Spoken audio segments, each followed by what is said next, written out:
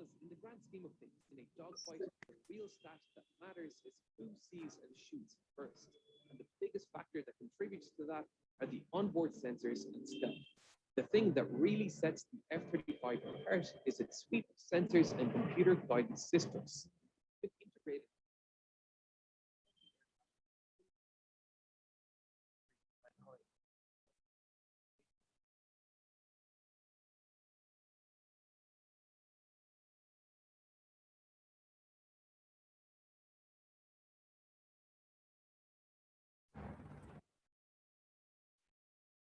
Okay. Good afternoon, everyone.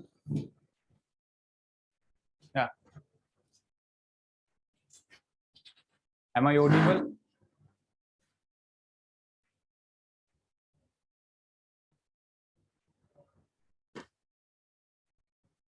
Yes. Am I audible to you?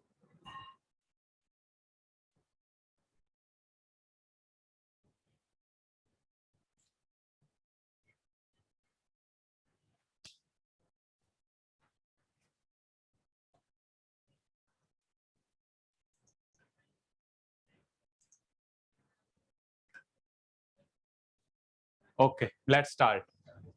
Right. Our today's topic is electromagnetic induction.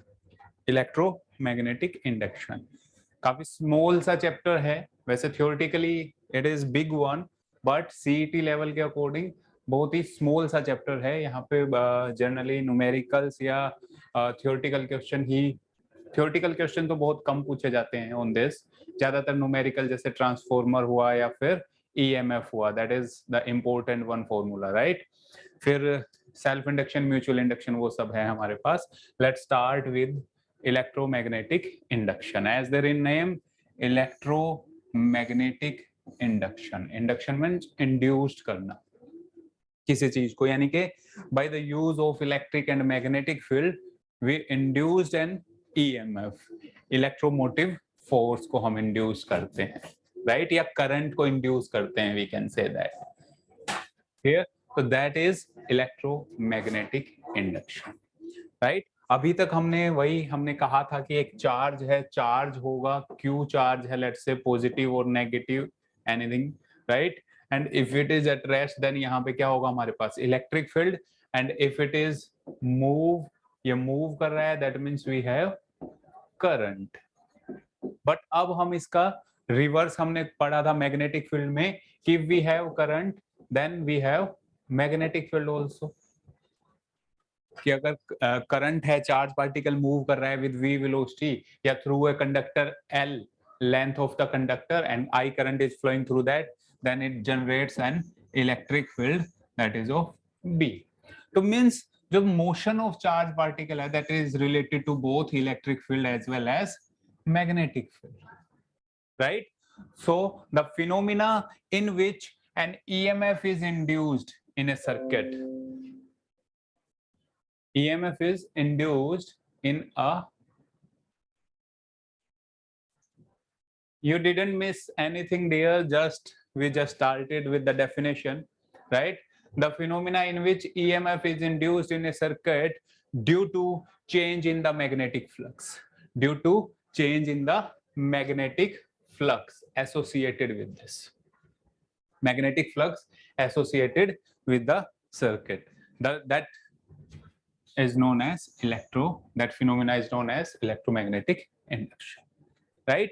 But यहाँ पे word use किया है change in magnetic field. Change in यानी कि magnetic जो flux है phi, that must be changing. अगर मैं कहूँ ये चेंज नहीं हो रहा है, if there is no change then it do not induce any current और एज वेल एज EMF. कब करंट इंड्यूस करेगा, when it is changing, magnetic field lines passing through some area is continuously changing. चाहे किसी भी region की वजह से change हो, that doesn't make any difference, but changing magnetic flux produces current or induced EMF, right. Faraday's law. Next is Faraday's law. Faraday ने सबसे पहले हमें induced EMF के बारे में बताया. उसने कहा कि जो magnitude है EMF का, मैग्नीट्यूड जिसको हम स्मॉल e से डिनोट करते हैं, और EMF electromotive force is nothing but the potential difference we can say that, right? But it is the maximum potential difference at the terminal of the cell. So इसकी SI unit हमारे पास क्या होगी? Volt. SI unit हमारे पास क्या रहेगी? Volt, right? तो फेराडेज ने कहा कि जो इंड्यूस्ड ईएमएफ है, induced EMF, that is directly proportional to d phi by dt, that is directly proportional to d phi by dt, where phi is the magnetic flux changing with time. यही तो हमने कहा, definition यही तो है. अगर magnetic flux time के साथ चेंज हो रहा है, then induced EMF is generated, right? तो डायरेक्टली प्रोपोर्शनल. प्रोपोर्शनैलिटी कांस्टेंट की वैल्यू होगी 1, तो E is equal to D phi by dt, equal to sign हम पुट कर सकते हैं, right? Its SI unit is volt, d phi by dt in Weber per second. तो 1 volt is equal to 1 Weber per second, right? यहां से हम देख सकते हैं ना भी 1 volt is equal to 1 Weber per second. तो यहां से भी क्वेश्चन पूछा गया है SI यूनिट्स वगैरह से भी CET में, लास्ट ईयर एग्जाम्स में. तो ये जो dimensional formula and that are important things, right? Next है Lenge's law. Lenge's law is gives the direction of induced current in a circuit, right? In such a way that the magnetic field produced by the induced current opposes the change in the magnetic flux. यानी कि हमारे पास हमने कहा कि magnetic flux में अगर change है तो ईएमएफ प्रोड्यूस हो रहा है, लेकिन अगर ये ईएमएफ जो होगा इसकी डायरेक्शन अपोजिट होती है, यानी कि ये अपोज करेगा उस मैग्नेटिक फ्लक्स के चेंज को. लेट्स सपोज दैट मैं कह रहा हूं मैं अपने हैंड को यहां से यहां लेके जा रहा हूं, ऐसे ये मूव कर रहा हूं, मैं यहां से वहां ऐसे मूव कर रहा हूं, और इसकी वजह से क्या हो रहा है? ईएमएफ जनरेट हो रहा है. बट जो ईएमएफ जनरेट हो रहा है वो इसकी मोशन को अपोज करना चाह रहा है, यानी कि ये इधर जा रहा है तो ईएमएफ अपोजिट डायरेक्शन में होगा ताकि वो इसको अपोजिट डायरेक्शन में पुश कर पाए उसको, यानी such like an frictional force. भी आप मूव कर रहे हैं इस डायरेक्शन में तो frictional force is always in opposite direction. तो ईएमएफ जो जनरेट होगा दैट इज अपोज करेगा उस रीजन को जिसकी वजह से मैग्नेटिक फ्लक्स क्या हो रहा है. That is our Lenz's law. Flux change होने के डिफरेंट रीजन है, वो हम बात करेंगे. That's why we put a negative sign to show the direction. Negative sign over here कि फ्लक्स चेंज को ऑलवेज अपोज करेगा, दैट इज लेंजेस लॉ. और ये लेंजेस लॉ किसकी वजह से है? ये लेंजेस लॉ है कंजर्वेशन ऑफ एनर्जी को फॉलो करता है. कंजर्वेशन ऑफ एनर्जी को फॉलो करता है. यहां से भी क्वेश्चन पूछ लिया जाता है डायरेक्टली कि Lenz's law follows which one? The principle of conservation of energy, right? Magnitude of EMF D phi by dt, magnitude में आप नेगेटिव साइन को छोड़ सकते हैं, लेकिन flux we know that last chapter में हमने पढ़ा है flux is what? Magnetic field into area if both are perpendicular, then right? Magnetic field line, let's say this is some area, these are magnetic field lines passing through this area, right? अगर ये perpendicularly pass हो रही हैं तो हमारे पास B into A, या B dot A हम लिखते हैं, theta is 90 degree, so value put करेंगे तो E is equal to BA. तो यहां से हमारे पास एक और फॉर्मूला आया, वो ये है, राइट? ये दो फॉर्मूला कहां से आए? हमने एज्यूम किया कि B कांस्टेंट है, B कांस्टेंट है और जो एरिया है वो चेंज हो रहा है, area is changing, that means this formula, sorry area is changing that means this one. देखिए यहाँ पे change in area into magnetic field, but in this case हमने मैग्नेटिक फील्ड को वेरिएबल बोला है और area is taking as constant. ये चीज आपको ध्यान रखनी है. डिफरेंशिएशन यानी कि, और मैं कहूं अगर बोथ आर वेरिएबल, भी magnetic field and area is both are variable, then तो हम यहाँ पे क्या होगा? u into v formula, u into v का डेरिवेशन, u इंटू वी का डेरिवेशन d बाई dt. तो आप लेंगे u as it is v का derivative plus v as it is u का डेरिवेटिव, ठीक है ना? तो आप इसके अकॉर्डिंग सोल्व करेंगे. हायर लेवल जो है ना, हायर लेवल प्रॉब्लम्स होती हैं, सीईटी में नहीं आता है दोनों वेरिएबल्स में. सीईटी में कोई भी एक वेरिएबल आपके पास होगा, दूसरा कांस्टेंट होगा, बट हायर लेवल प्रॉब्लम्स में ये फॉर्मूला आप यूज कर सकते हैं, ठीक है? कंपटीशन लेवल में आपने पढ़ा होगा इससे रिलेटेड, जो आईआईटी जेईई की बात करें ना, सीईटी लेवल पे हमारे पास कोई ना कोई एक टर्म कांस्टेंट होगी, या तो बी कांस्टेंट होगा या एरिया कांस्टेंट होगा mostly, right?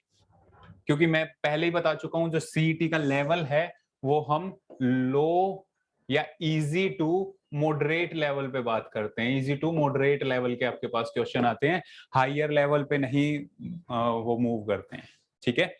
So these relations suggest the flux may vary with time, either by changing magnetic field or by changing area.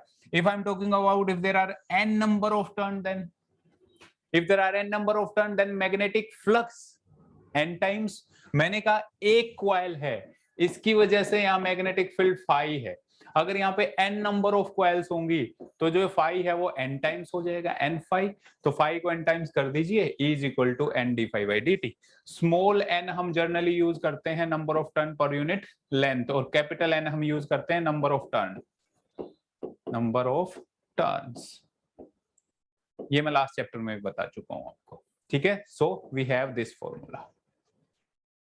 यहां से हम, ये पोटेंशियल है हमारे पास, इसकी वजह से करंट कितना इंड्यूस करेगा? करंट क्या होता है? Ohm's law, V is equal to I R, या I is equal to V by R, V is E divided by R, right? Value put कर दीजिए, this is our current flowing through this, right? Induce charge, charge बात कर रहे हैं तो current हमें पता है क्या होता है, dq by dt। Value put कर दीजिए, टाइम को दूसरी तरफ लेके जाएंगे तो हमारे पास this is our charge, this is our charge, यानी कि n phi by r we can say that, और n number of turn is there, this is our charge।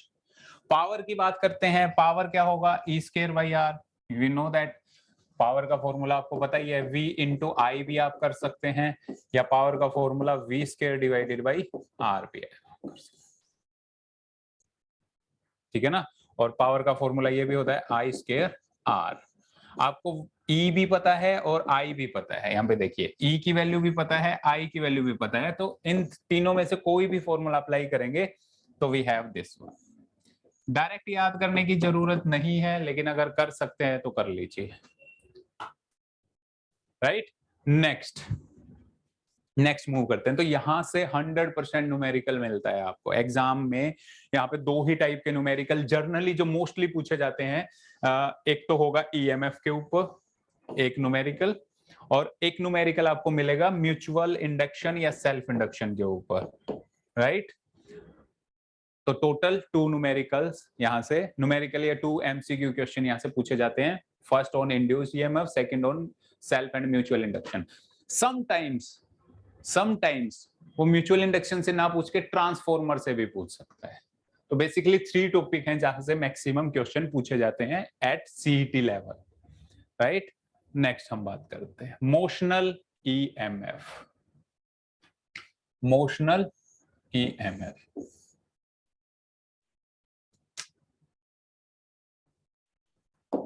या motional EMF, right? Motional means motion की वजह से, किसी object के motion की वजह से ईएमएफ प्रोड्यूस हो रहा है। तो ईएमएफ कैसे प्रोड्यूस होता है? Basically we have, let's say this is magnet, north pole, south pole, and this is some coil, right? यहां हमने गैल्वेनोमीटर से अटैच कर दिया, बैटरी नहीं की है, बैटरी नहीं की है। मैंने कहा ये रेस्ट पे है, रेस्ट पे, यानी कि इसकी वेलोसिटी हमारे पास क्या है? 0। जब इसकी वेलोसिटी 0 है तो यहाँ क्या मैग्नेटिक फील्ड होगा? क्या नहीं होगा भाई, there is no magnetic field over there. तो यहाँ जब मैग्नेटिक फील्ड चेंज नहीं हो रहा है, यानी फ्लक्स चेंज नहीं हो रहा है, तो यहाँ पे इंड्यूस करंट हमारे पास क्या है? 0। There is no induce current, no EMF, galvanometer shows 0 deflection. Clear? अब हमने कहा कि इस केस में थोड़ा सा चेंजेस कर देते हैं, इसको रेस्ट पे नहीं करते उनकी बात, ठीक है ना? इसको रेस्ट पे नहीं करते, इस मैग्नेट को। हमने कहा ये v वेलोसिटी से मूव कर रहा है टुवर्ड्स दिस, v वेलोसिटी से। तो यहां से मैग्नेटिक फील्ड लाइंस थी ऐसे ऐसे, ये मैग्नेटिक फील्ड लाइंस हैं s में इनसाइड, राइट? तो आप देख सकते हैं कि यहां से मैं कहूं कि इस कॉइल से magnetic field lines pass out हो रही हैं, some like this, some magnetic field line are passing. जैसे जैसे v वेलोसिटी से इसकी तरफ मूव कर रहा है तो number of magnetic field line passing through this coil is increases, यानी d phi by D t change हो रहा है मैग्नेटिक फील्ड इस बार, और वो क्या हो रहा है, कंटिन्यूअसली इंक्रीज हो रहा है जैसे जैसे इसके अलोंग मूव कर रहा है। ठीक है, सो यहाँ पे इस कॉइल में करंट फ्लो करना शुरू कर देगा, आई करंट फ्लो करेगा, तो ये गैल्वेनोमीटर डिफ्लेक्शन देगा। बट इस करंट की डायरेक्शन क्या होगी भी, यहां से ये ऐसे होगी या करंट की डायरेक्शन ऐसे होगी, वो कौन बताता है, लेंजिस लॉ। लेंजिस लॉ ने कहा कि ये मैग्नेट इसकी तरफ आना चाह रही है, इसकी सॉरी इसकी टुवार्ड्स दिस मूव कर रही है, और ये क्या साउथ पोल, तो इसकी मोशन को ये कॉइल अपोज करेगी, तो इस कॉइल में करंट ऐसे जनरेट होगा कि यहाँ पे साउथ पोल ही बनेगा और दिस साइड नॉर्थ पोल, तो साउथ साउथ एक दूसरे को क्या करेंगे, रिपेल करेंगे, तो उसकी मोशन को अपोज करना चाहेगा। सिंपल सी बात यही है। तो करंट की डायरेक्शन इस कॉइल में ऐसे सेट होगी कि यहां पे हमारे पास क्या बनेगा, साउथ पोल, यानी कि मैग्नेटिक फील्ड लाइन ऐसे होना चाहिए, तो ऐसे current flowing like this current flow करेगा थ्रू दिस कॉइल, उसकी मोशन को अपोज करेगा। इन द सिमिलर वे अगर मैग्नेट जो ये है, ये इस तरफ मूव कर रही थी v वेलोसिटी से, तो ये उसको अट्रैक्ट करना चाहेगा, तो यहाँ नॉर्थ पोल बनेगा, साउथ पोल बनेगा दिस टाइम, तो इस मैग्नेट को अट्रैक्ट करेगा, क्योंकि जैसे जैसे ये दूर जा रहा था तो मैग्नेटिक फ्लक्स चेंज हो रहा था, और ये उस मैग्नेटिक फ्लक्स चेंज को क्या करेगा, अपोज करना चाहेगा। किसकी वजह से चेंज हो रहा है, जब ये मैग्नेट दूर जा रही है, जब ये दूर जा रही है तो इसको अट्रैक्ट कर रहा है, जब इसके पास आ रही है तो इसको रिपेल कर रहा है। That is our Lenz's law. तो इस मोशन की वजह से यहाँ पे हो सकता है मैग्नेटिक फ्लक्स। दूसरा मैं कहूं, मैं इस कॉइल को ही रोटेट करना शुरू कर दूं, तो ऐसे ऐसे रोटेट करूं इस कॉइल को, तो भी इस कॉइल से मैग्नेटिक फील्ड लाइन पासेस जो होंगी वो इंक्रीज या डिक्रीज हो सकती हैं। ठीक है ना, इंक्रीज डिक्रीज हो सकती हैं। तो मैग्नेटिक फ्लक्स को चेंज करने के डिफरेंट डिफरेंट वेज, मैग्नेट्स को मूव करवाया, कॉइल को रोटेट कर दिया, एरिया कंटिन्यूअसली अगर मैं चेंज करूं, इन कॉइल का एरिया अगर मैं कंटिन्यूअसली ऐसे ऐसे चेंज कर सकता हूं बाय सम मींस, तो भी मैग्नेटिक फ्लक्स जो पास होगा थ्रू दैट कॉइल वो हमारे पास चेंज हो सकता है। ठीक है ना, तो ये कुछ रीजंस हैं जिनकी वजह से मैग्नेटिक फील्ड, तो यहां वही बात कह रहा है कि मोशनल ईएमएफ, मोशन की वजह से जो चेंज कर रहे हैं मैग्नेटिक फ्लक्स में, वो हमारे पास बात करना चाह रहा है कि induced EMF produce in the coil due to the change in magnetic flux linked with the coil by any type of motion की वजह से चेंज इन मैग्नेटिक फ्लक्स हो रहा है। That is the simplest way. हम move कर रहे हैं, that's why magnetic flux changes, that's why induced EMF develops और जनरेटेड। तो मैग्नेटिक फ्लक्स हमारे पास क्या है, phi is equal to B A cos theta, मैंने बताया था B dot A, if perpendicular है बोथ तो हमारे पास ये है। तो चेंज इन फ्लक्स किस किस पे डिपेंड करेगा, या तो मैग्नेटिक फील्ड कंटिन्यूअसली चेंज हो रहा है, या फिर एरिया कंटिन्यूअसली चेंज कर रहे हैं, या फिर ओरिएंटेशन हम कंटिन्यूअसली चेंज कर रहे हैं, उसको रोटेट कर रहे हैं। क्लियर। तो यहाँ पे हमारे पास 3 वेज हैं। First, moving the magnet with respect to the coil, जो मैंने अभी एग्जांपल दिया, बाय रोटेटिंग द कॉइल, ये भी मैं बता चुका हूं, बाय चेंजिंग द डायमेंशन यानी कि एरिया ऑफ द कॉइल, ये भी मैं बता चुका हूं, और by changing the last one is magnetic field. अगर मैग्नेटिक फील्ड को मैं कंटिन्यूअसली चेंज कर रहा हूं, सो अगर नॉन यूनिफॉर्म मैग्नेटिक फील्ड है दैट मींस, तो भी हमारे पास फ्लक्स को चेंज किया जा सकता है। क्लियर है। On the basis of this, we have induced EMF BLV. Induced EMF, if conductor of length L is moving with the uniform velocity V, so हम EMF को लिख सकते हैं BLV। बहुत इजीली सिंपल सा फॉर्मूला है, और ये फॉर्मूला देखिए, ये स्मॉल जो फॉर्मूले हैं ना जितने भी, ये फ्लक्स का, ये बहुत इंपॉर्टेंट है न्यूमेरिकल बेसिस पे, किसी पे भी क्वेश्चन पूछा जा सकता है। ठीक है, फ्लक्स वैसे क्या था हमारे पास, d phi by D T, और ये d phi by D t किसके इक्वल होगा, बी एल वी, और यहाँ से आई की वैल्यू हम निकाल सकते हैं B L V upon R, power की वैल्यू भी निकाल सकते हैं, फोर्स की वैल्यू भी निकाल सकते हैं, तो ये सारी वैल्यूज हमारे पास यहाँ पे फाइंड आउट किया है according to that. Clear. Next, inductance. जैसे कि मैं पहले ही बता चुका हूं कि जैसे जैसे हम न्यूमेरिकल करेंगे तो आपको सारी वैल्यूज याद हो जाएंगे, ये सारे फॉर्मूले याद हो जाएंगे, तो इसके बाद हम कुछ न्यूमेरिकल ट्राई करेंगे। Inductance, self and mutual inductance, self inductance and mutual inductance. ठीक है, यहां पे बात करते हैं direction of the induced current, that is Fleming's right hand rule. यहां जो डायरेक्शन है that is Fleming's right hand rule. जो सिंपल करंट की डायरेक्शन हम दे रहे थे मैग्नेटिक फील्ड में, that is Fleming's left hand rule. हम लेफ्ट हैंड का यूज कर रहे थे। यहाँ पे मैंने कहा this is magnetic field and that this is current, this is force. In the same way मैं कह रहा हूं जब इंड्यूस्ड करंट की बात कर रहे हैं और इंड्यूस्ड करंट अपोजिट डायरेक्शन में होता है, तो इसलिए हम सिर्फ राइट हैंड का यूज करेंगे। राइट हैंड और लेफ्ट हैंड में डिफरेंस क्या है? ये डायरेक्शन सेम है, देखिए इस उंगली की डायरेक्शन सेम है, लाइक दिस, ठीक है ना, बोथ है सेम डायरेक्शन। तो मैग्नेटिक फील्ड सेम डायरेक्शन में रहा, फोर्स भी सेम डायरेक्शन में, upward, both upward same direction में, आप देख सकते हैं। बात है करंट हमें अपोज करना था, जो करंट की डायरेक्शन ये थी, like this one is the current direction in this sense. तो राइट हैंड में करंट की डायरेक्शन इन दिस सेंस। तो सिर्फ करंट की डायरेक्शन को अपोज करने के लिए हमने राइट हैंड का यूज करते हैं। और क्योंकि ये इंड्यूस्ड करंट है, इसलिए इंड्यूस्ड करंट में Fleming right hand rule, because we know that according to Lenz's law कि वो करंट जो है नेचुरल करंट, उसकी डायरेक्शन को क्या करेगा? अपोज करेगा, उस रीजन को अपोज करेगा जो magnetic field magnetic flux change करता है। क्लियर? तो magnetic flux linked with the current carrying coil phi is equal to Li. Phi is equal to Li. Why? Because we know that phi is directly proportional to current. Sorry, L नहीं, current. Flux किस पे depend करेगा? Flux current पे depend कर रहा है अभी। अगर मैं कह रहा हूं, हमने यहाँ पे केसेस इस तरीके से ले लीजिए, फर्स्ट कॉइल है हमारे पास प्राइमरी और this is our secondary coil. इस सेकेंडरी कॉइल को हमने गैल्वेनोमीटर से अटैच किया है, प्राइमरी कॉइल को हमने एक बैटरी से, यहाँ इस बैटरी से करंट फ्लो कर रहा है, I current is flowing through this, let's say. इस करंट की वजह से ये मैग्नेट की तरह वर्क कर रहा है, ये नॉर्थ पोल बन गया, ये साउथ पोल बन गया, सपोज कर लेते हैं। अब इस कॉइल में मैं करंट की वैल्यू को इंक्रीज, बैटरी से इंक्रीज या डिक्रीज कर सकता हूं। जैसे करंट की वैल्यू इंक्रीज डिक्रीज होगी तो यहाँ चेंज इन फ्लक्स होगा, और चेंज इन फ्लक्स की वजह से यहाँ पे करंट डेवलप होगा, और उस करंट की डायरेक्शन ऑलवेज अपोज करेगी। दिस इज इंड्यूस्ड करंट, और ये करंट की डायरेक्शन हमेशा अपोज करेगी। ठीक है, तो फ्लक्स चेंज किसकी वजह से हो रहा है? करंट की वजह से। जितना ज्यादा करंट वेरी करेगा उतना ज्यादा फ्लक्स हमारे पास डेवलप होगा। जितना हायर अमाउंट ऑफ करंट होगा उतना हायर अमाउंट ऑफ फ्लक्स होगा। सो phi is equal to some constant, and this constant is known as self inductance. The self inductance. This self inductance is a measure of electrical inertia. इसको हम कैसे major करते हैं? Electrical inertia oppose करते हैं ना, ठीक है।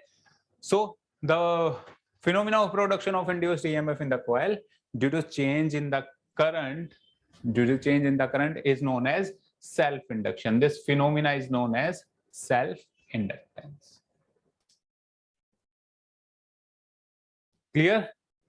So we have this E is equal to d phi by dt. Phi हमें पता है Li, phi की वैल्यू यहां पुट कर दीजिए, तो we have E is equal to minus L di by dt. Numerical जो आएंगे मैक्सिमम फाइंड आउट करना मिलता है हमें सेल्फ इंडक्टेंस, तो इसको उस तरफ लेके जाइए, dt डिवाइडेड बाई di। तो अब ये डायरेक्ट याद रख सकते हैं। SI यूनिट जो है that is Henry, SI unit is Henry. या SI यूनिट यहां से हम फाइंड आउट करना चाहें तो यहां से L की SI यूनिट होगी E volt second ampere, volt second ampere, right. Volt second per ampere is the SI unit, और ये किसके इक्वल होगा? 1 हेनरी के इक्वल होगा। इसको हम क्या बोलते हैं? Henry. SI unit of self inductance is Henry. Next move करते हैं, चलिए अभी नेक्स्ट पेज।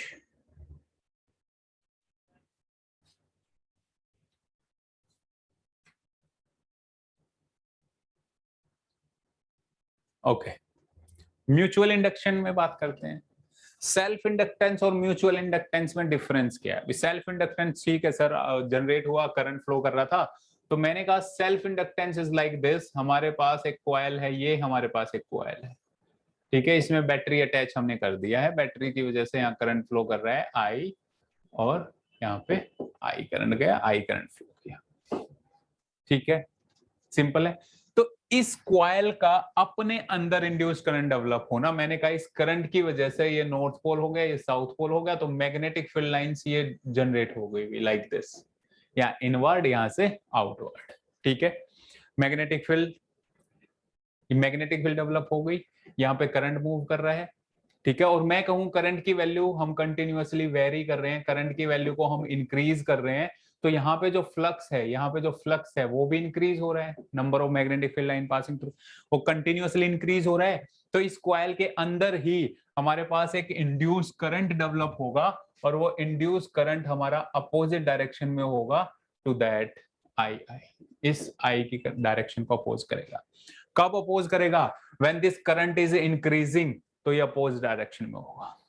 मैं कह रहा हूं ये करंट जो है दैट इज कंटिन्यूअसली डिक्रीजिंग, हम बैटरी से करंट को डिक्रीज कर रहे हैं, तो डिक्रीजिंग की वजह से मैग्नेटिक फ्लक्स है। अब ये करंट की डायरेक्शन को क्या करना चाहेगा? इंक्रीज, अपोज करेगा ना उस रीजन को। तो इसने क्या कहा कि करंट डिक्रीज हो रहा है दिस टाइम, बट कॉइल क्या करना चाहेगी? इंड्यूस्ड करंट क्या करना चाहेगा? उस जो करंट डिक्रीज की वजह से चेंज हो रहा था, तो रीजन क्या है? डिक्रीजिंग द करंट, तो उस करंट को दोबारा इंक्रीज करना चाहेगा। तो करंट की डायरेक्शन हमारे नेक्स्ट केस में क्या हो जाएगी? Like this, in this direction, supporting this capital I. तो सपोर्टिंग और अनसपोर्टिंग कैसे हुआ? अपोज हुआ। करंट इंक्रीज कर रहा था तो उसको डिक्रीज करना चाहेगा, तो opposite direction.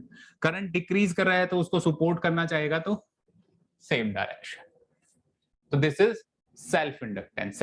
Self induction means एक कॉइल का अपने अंदर ही इंड्यूस्ड ईएमएफ को जनरेट करना। सेल्फ मींस खुद का खुद के साथ ही। लेकिन म्यूचुअल इंडक्शन में हम बेसिकली टू कॉइल्स की बात करते हैं। First coil is this, another coil is this. इस कॉइल में करंट फ्लो कर रहा है, उसकी वजह से मैग्नेटिक फील्ड है, और इस कॉइल की वजह से यहां फ्लक्स चेंज हो रहा है d∅dt, जिसकी वजह से इसमें हमारे पास इंड्यूस्ड करंट डेवलप हो रहा है लाइक दिस। तो ये galvanometer, this is mutual inductance. This is mutual inductance कि by the use of one coil current is induced in the another coil. It is a combination of two coils, right? जिसको हम एक coil को बोलते हैं primary coil and another one is secondary coil, primary and secondary coil, right? इसमें flux क्या होगा? Flux होगा mi। सिमिलरली जैसे कि हमने कहा flux change directly proportional to I, तो यहाँ पे कांस्टेंट ऑफ प्रोपोर्शनलिटी हम लेते हैं म्यूचुअल इंडक्टेंस, जैसे वहां पे सेल्फ इंडक्टेंस में L हम यूज कर रहे थे, ठीक है। In the same way EMF minus M di/dt, di/dt। Clear है? म्यूचुअल इंडक्टेंस की वैल्यू फाइंड आउट करनी है तो phi/E, या यहां से फाइंड आउट करनी है तो dt, और आप इस तरीके से आप उसको लिख सकते हैं लाइक दिस। सभी फॉर्मूला यूज होता है। यहां पे हम एक टर्म यूज करते हैं जो that is this one, K। This is K, coupling constant. Coupling constant, इन दोनों का कपलिंग कांस्टेंट हम बोलेंगे K। एक कांस्टेंट है दैट इज K। K की वैल्यू हायर होगी तो कपलिंग उतनी ही अच्छी होगी, जितनी K की वैल्यू लो होगी कपलिंग उतनी ही खराब होगी, मींस इंड्यूस करंट उतना ही कम होगा डेवलप, राइट। कपलिंग मींस हम टू कॉइल्स की कपलिंग कैसे कर रहे हैं? एक कॉइल को मैंने ये रखा, देखिए, दूसरी कॉइल को मैंने ऐसे किया लाइक दिस। ये मैं कह रहा हूं दोनों कॉइल्स को मैं ऐसे भी रख सकता हूं perpendicular to each other like this. दोनों देखिए, एक ये थी एक ये है, परपेंडिकुलर टू ईच अदर। और दोनों को मैं ऐसे भी रख सकता हूं। In this case there are 3 positions how we can put the coil, right. और तीनों में कपलिंग कांस्टेंट डिफरेंट होती है। क्लियर? बट हम इतना डीप में नहीं जाना चाहेंगे, हमें फॉर्मूला वगैरह याद करना है, हम यहीं रुकते हैं, राइट। और म्यूचुअल इंडक्टेंस यहाँ पे देखिए, two coils having self inductance L1, second का L2, और म्यूचुअल इंडक्टेंस M। तो रिलेशनशिप हम फाइंड आउट करना चाह रहे हैं म्यूचुअल इंडक्टेंस और सेल्फ इंडक्टेंस में, right. If they are joined in series, इसने कहा L1 L2 को सीरीज में ज्वाइन कर दिया तो L1 प्लस L2, और पैरेलल में ज्वाइन करेंगे तो लाइक दिस कॉइल्स को। एनर्जी हमारे पास वही सेम हाफ Li², जैसे CV² था। अगर कैपेसिटर की बात करें तो एनर्जी हमारे पास हाफ CV² था। अगर यहाँ पे एनर्जी फाइंड आउट करेंगे, एनर्जी कैसे फाइंड आउट करेंगे? वही वर्क डन का फॉर्मूला से। वर्क डन dW हम फाइंड आउट करेंगे, उसका इंटीग्रेशन कर देंगे फॉर दिस, ठीक है। और वर्क डन हमारे पास क्या था? वर्क डन हमें पता है Q × V, V हमारे पास E है, क्लियर है, v इंटू डी क्यू ले लीजिए, तो विद रिस्पेक्ट टू दैट हम उसको इंटीग्रेट करेंगे। सर ट्रांसफॉर्मर टॉपिक में भी एक के यूज होता है ना? यस, ट्रांसफॉर्मर टॉपिक में भी होता है बेटा। अभी नेक्स्ट टॉपिक हमारा ट्रांसफॉर्मर ही आएगा, तो वहां पे के यूज होगा, बट वो के कपलिंग कांस्टेंट नहीं होता है। वहां पे के हम डिफ्लेक्शन उसके फॉर्म में शो करते हैं। कपलिंग कांस्टेंट वहां भी होगा, ट्रांसफॉर्मर में भी हम 2 ही कॉइल्स की बात करते हैं, ठीक है ना? लेकिन वहां पे जो हम के यूज कर रहे हैं ना, दैट के इज अनदर कांस्टेंट, राइट। तो अभी हम नेक्स्ट में उसी की बात करेंगे। यहां था हमारे पास एल, जब हम सोल्व करके फाइंड आउट करते हैं mu N square A divided by L. याद कर लीजिए भाई, ये फॉर्मूला हमारे पास काफी इंपॉर्टेंट है। पूरा डेरिवेशन आप करते हैं, सेल्फ इंडक्टेंस में तो बहुत ज्यादा डीप डेरिवेशन नहीं है। नेक्स्ट,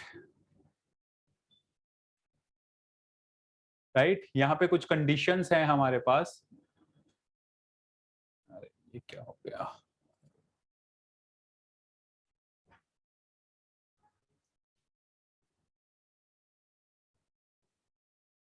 ओके, यहाँ पे k की कंडीशन है if k is equal to 1 तो कपलिंग मैक्सिमम होगी। Simple, k is equal to 1 यानी कि 100% कपलिंग हो गई ना, 100%।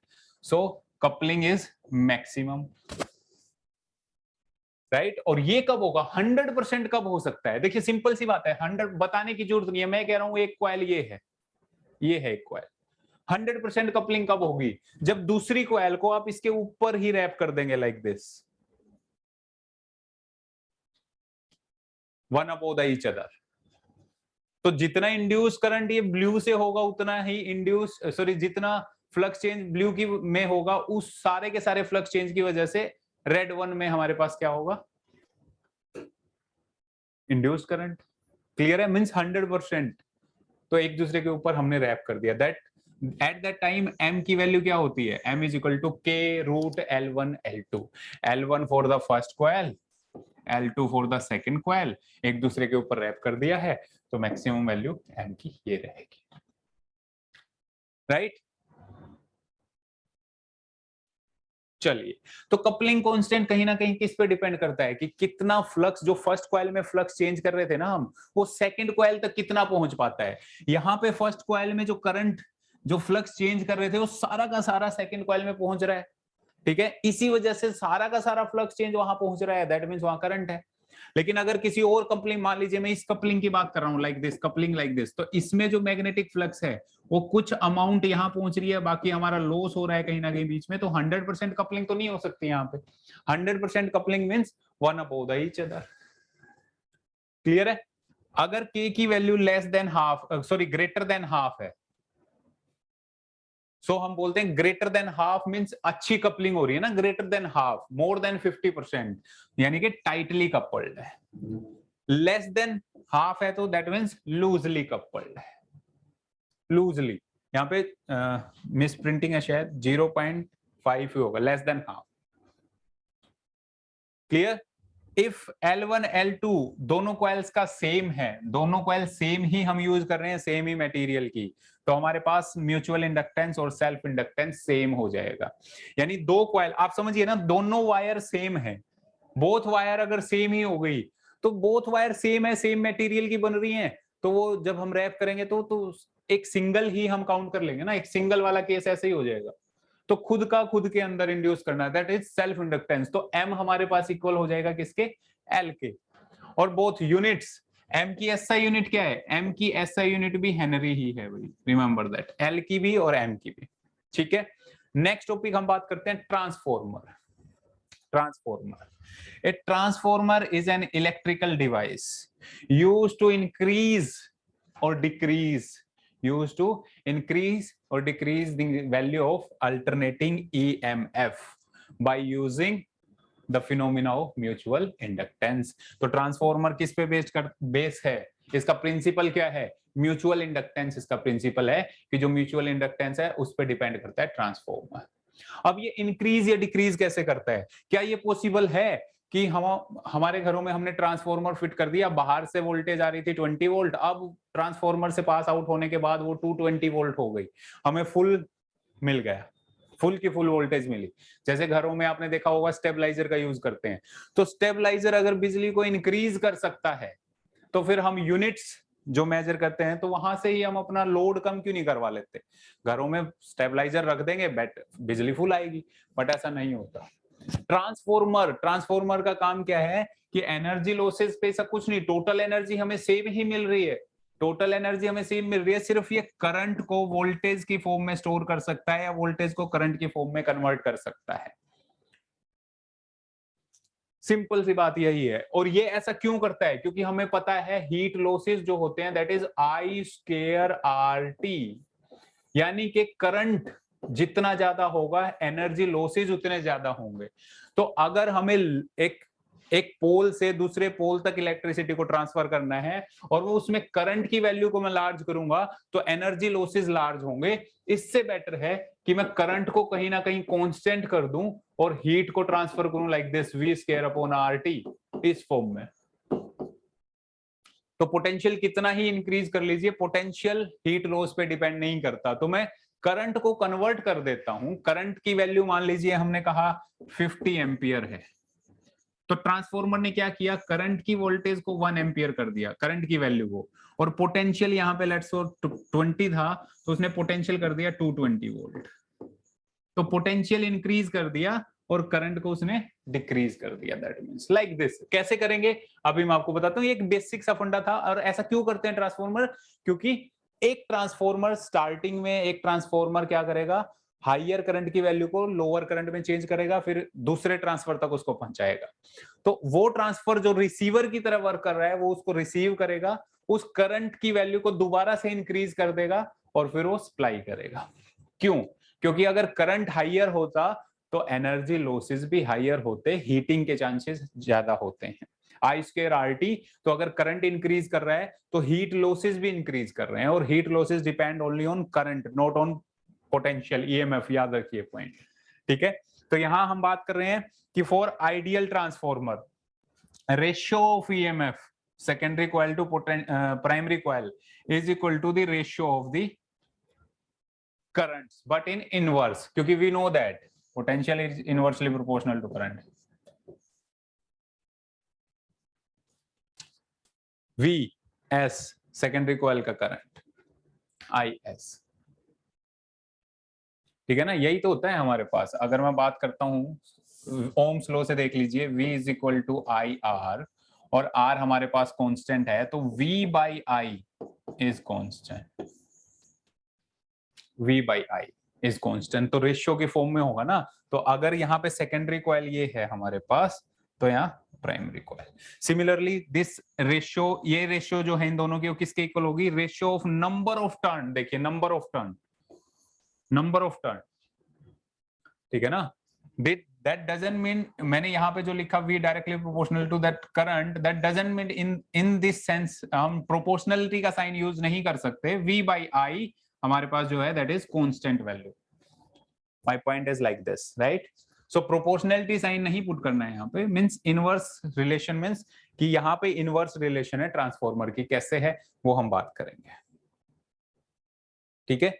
तो प्राइमरी कॉइल में हमारे पास करंट था IP, पोटेंशियल था VP, रेजिस्टेंस कांस्टेंट। यहां पे IS VS दोनों को इक्वेट करेंगे तो हमारे पास यही इक्वेशन मिलती है। फाइंड आउट कर सकते हैं, इसका छोटा सा डेरिवेशन है, बहुत ज्यादा बड़ा नहीं है, छोटा सा है, बट वैल्यू हम डायरेक्ट याद रखें तो बेटर है कि जो रेशियोज है वो ये होती है। Potential in secondary coil to the potential in primary coil, current in primary to the current in secondary, number of turn in secondary, number of turn in primary. Question is this, sir हम करेंगे कैसे, ये value change कैसे कर रहे हैं? अगर मैं कहूं number of turn secondary coil में हायर कर दिए, number of turn secondary coil में हायर कर दिए देन द प्राइमरी कॉइल, तो NS हायर हो गया, तो पोटेंशियल हमारा हाई हो जाएगा, लेकिन प्राइमरी कॉइल में जो करंट है वो हाई हो जाएगा। तो पोटेंशियल किसका हाई हुआ, सेकेंडरी कॉइल का, बट करंट किसका हाई हुआ, प्राइमरी कॉइल का। तो नंबर ऑफ टर्न को चेंज करेंगे तो उसी अकॉर्डिंग हम वो करते हैं, ठीक है।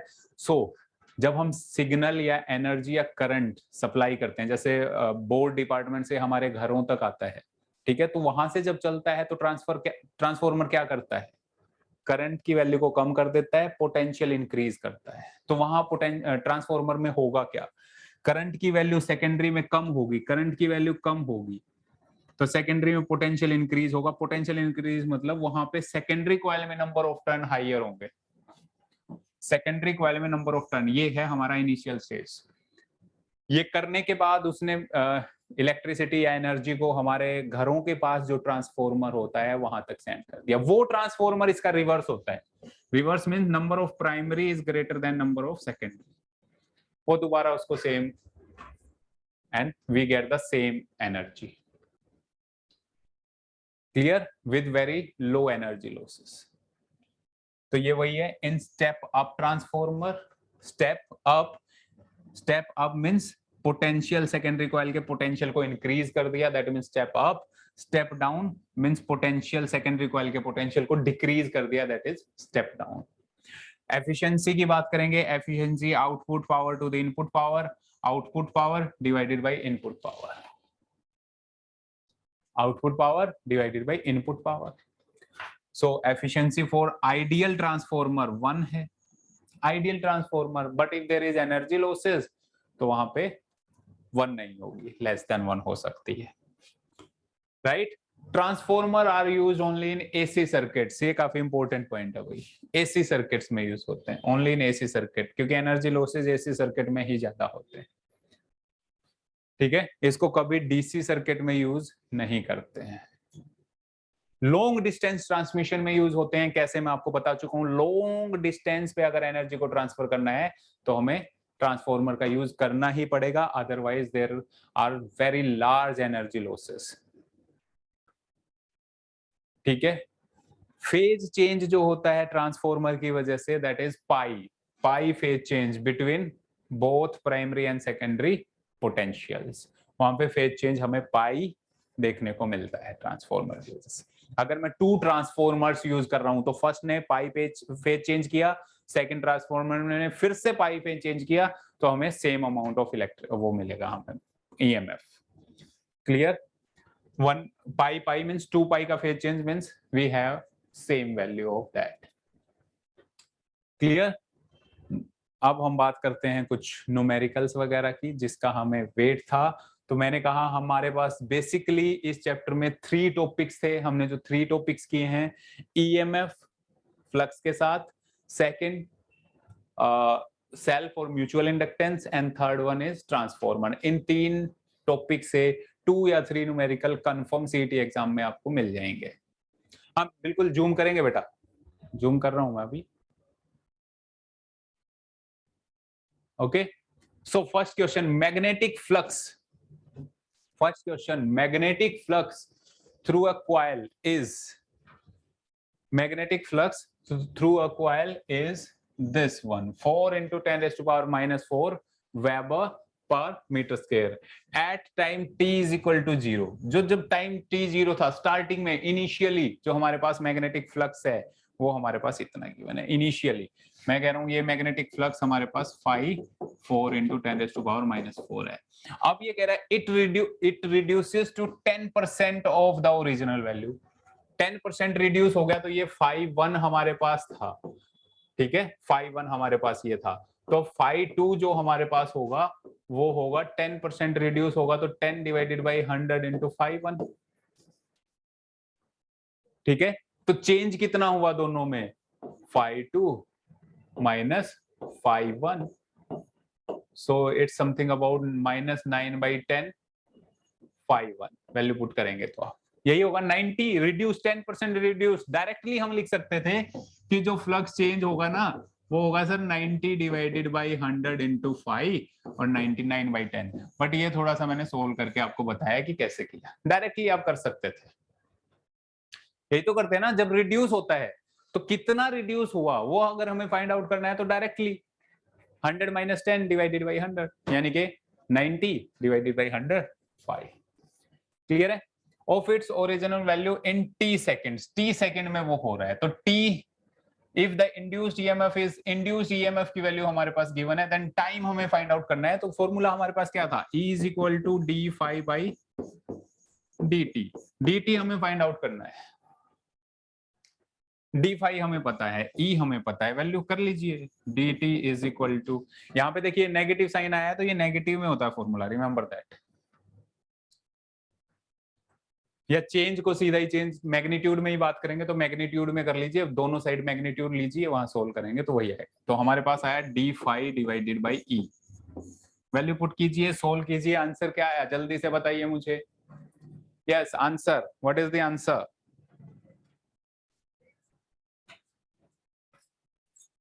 This divided by 0.72 millivolt. Remember that millivolt. ठीक है ना? सो फ्लक्स हमारे पास है 9/10 इंटू, फ्लक्स की वैल्यू पुट कीजिए 4 इंटू 10⁻⁻4 डिवाइडेड बाई ई। ई हमारे पास 0.72 इंटू 10⁻⁻3। सोल्व कर दीजिए 1/2 यानी कि 0.5 सेकेंड। 0.5 सेकेंड। 9 4 जा 36 एंड 36 2 जा 72, 2 से मल्टीप्लाई तो 1/2 0.5। 10⁻, ऑप्शन ही हमारे पास 0.5 है, तो 10⁻ के लिए सोल्व करने की जरूरत ही नहीं है ना, यहाँ से पता लग ही रहा है 1/2 आ गया, तो बाकी हमारे पास ऑप्शन ही नहीं है ऐसा कुछ। सो 0.5 ही ऑप्शन हो गया हमारे पास, बी। या राइट। आज बच्चे भी कम है, लगता है तैयारी में आप पूरा मगन हो गए, अभी 5th को एग्जाम है, राइट? तो प्रैक्टिस कीजिए जल्दी से, फटाफट करते हैं। Rectangular coil of 25 turn. Next question जल्दी से। 25 turn, area 25 centimetre square and the resistance of 4 ohm per turn. पर टर्न, एक टर्न का रेजिस्टेंस हमारे पास गिवन है और 25 टर्न है, तो टोटल रेजिस्टेंस आप देख सकते हो, टोटल रेजिस्टेंस होगा 25 इंटू 4, दैट इज यानी कि 100 ओम टोटल रेजिस्टेंस होगा हमारे पास। नहीं सर, कई जेई हैं। ओके ओके ओके यार, राइट, जेई वगैरह का भी चल रहा है, right right right right.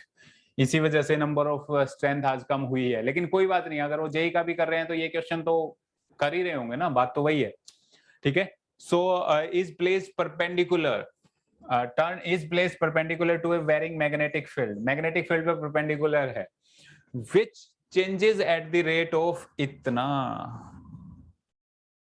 500 Tesla पर सेकेंड, यानी कि हम कह सकते हैं वो चेंज हो रहा है dB/dt, हमारे पास गिवन है dB/dt, मैग्नेटिक फ्लक्स चेंज हो रहा है हमारे पास। एरिया फिक्स्ड है, मैंने कहा था ना, एरिया फिक्स मिलेगा तो मैग्नेटिक फील्ड चेंज मिलेगा, तो यहाँ एरिया फिक्स है, मैग्नेटिक फ्लक्स चेंज हो रहा है, सॉरी मैग्नेटिक फील्ड चेंज हो रहा है। द इंड्यूस्ड करंट की हमें वैल्यू बतानी है भाई। पूरा क्वेश्चन मैंने बता ही दिया है, जल्दी से सोल्व करके मुझे बताइए क्या होगा। इंड्यूस्ड करंट, और इंड्यूस्ड करंट हमारे पास क्या होता है, I is equal to V divided, sorry E divided by R। R तो हमें पता है, EMF हमें फाइंड आउट करना है, राइट? और EMF हमारे पास क्या होगा, A इज equal to minus D phi by D T, but phi हमारे पास क्या है, BA, और number of turn N, number of turn is also there.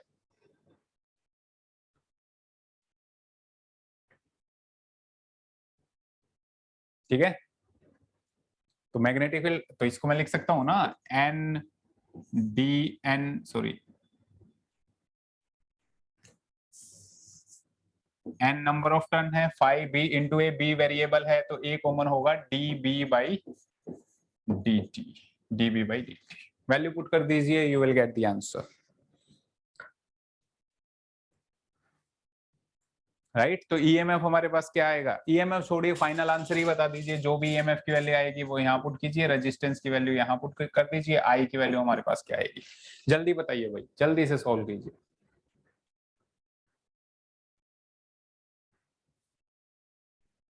Answer आएगा A 0.3125। लगता है आज आपका सोल्व करने का मन नहीं है, वरना अब तक तो आंसर दे चुके होते, right?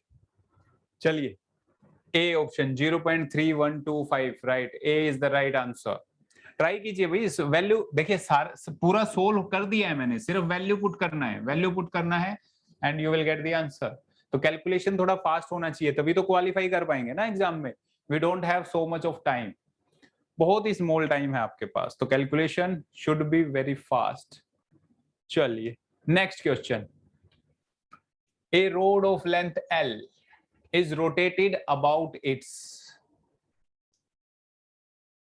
a rod of length L is rotated about its one end perpendicular to the magnetic field of induction B.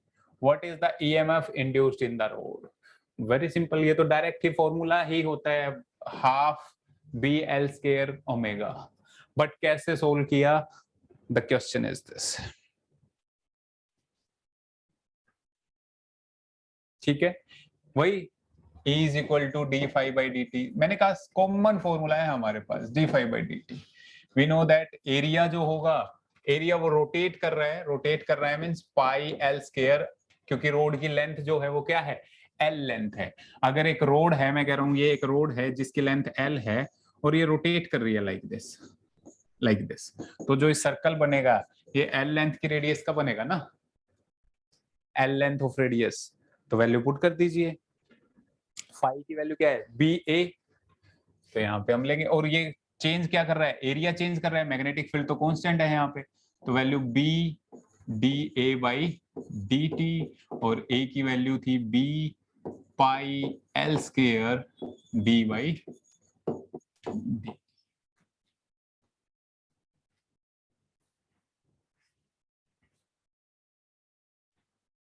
Right, और dt हमारे पास टाइम पीरियड, एक कंप्लीट की बात कर रहे हैं, कंप्लीट की, तो dt को मैं लिख सकता हूं capital T, time period for a complete reflection, for a complete circle, right, capital T. तो हमारे पास क्या हुआ, कांस्टेंट ही है, ये तो सब कांस्टेंट है, कांस्टेंट टर्म है, तो यहाँ पे हमारे पास डी चेंज इन एरिया ही था, हमारे पास change in area pi L square था, तो सीधा पाई एल स्क्वायर पुट कर दिया, तो हमारे पास क्या आया, E is equal to B pi L square divided by T.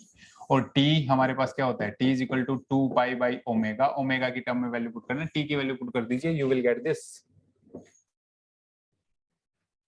पाई से पाई कैंसल आउट, 1/2 हमारे पास हुआ B L square omega divided by B L square omega. या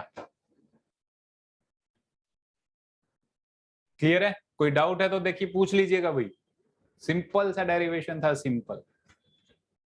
so next one is our next question, A current in A coil changes from इतने to इतना. Current change कर रहा है अभी 2 एम्पियर टू -2 एम्पियर. पहले 2 एम्पियर था, 2 to फिर 0 हुआ, 0 से फिर -2 एम्पियर इन इतना सेकंड, 0.05 सेकंड, इतने टाइम में. t is this time. If the induced EMF is 8 volt, induced EMF हमारे पास क्या है, यानी कि E हमारे पास जो है that is 8 volt, then the self inductance of the coil. Self inductance हमें फाइंड आउट करना है. एक आंसर बच्चों ने दिया 0.1 हेनरी. वेरी गुड, किसी ने तो दिया आंसर आखिरकार बहुत देर बाद. कैसे, सिंपल डायरेक्ट फॉर्मूला है, E is equal to L D I by D T. ठीक है, dt हमें फाइंड आउट करना है, इतना सेकंड टाइम नहीं, सॉरी टाइम हमारे पास गिवन है, तो dt हमारे पास क्या गिवन है, dt is equal to 0.05. EMF भी हमारे पास गिवन है, EMF कितना है, 8 वोल्ट. चेंज इन करंट हमारे पास कितना है, DI is equal to change in current, तो change in current 2 minus -2, that is 4 ampere. ठीक है ना. चेंज इन करंट में मैग्नीट्यूड में ही ले लिया क्योंकि यहाँ नेगेटिव साइन था, -2 -4, फिर यहाँ पे -L, माइनस से माइनस कैंसल आउट, तो सिंपल हम मैग्नीट्यूड में ले लेते हैं क्योंकि एक ही फॉर्मूला अप्लाई करना है और L की वैल्यू फाइंड आउट करनी है. तो करंट पता है, टाइम पता है, 8 वोल्ट वैल्यू पुट कीजिए, आंसर इज A 0.1. राइट, चलिए फटाफट नेक्स्ट. 2 ही बच्चों ने आंसर दिया है, आज बहुत कम आंसर दे रहे हो, बहुत कम बच्चे हैं जो आंसर दे रहे हैं. ठीक है, कोशिश कीजिए सोल्व करने की. नेक्स्ट, इफ n, आंसर भी दे दिया एक बच्चे ने, if n is the number of turns in a circular coil. Very good, answer है bn². एक बच्चे ने आंसर दिया है bn². सी आंसर दिया है.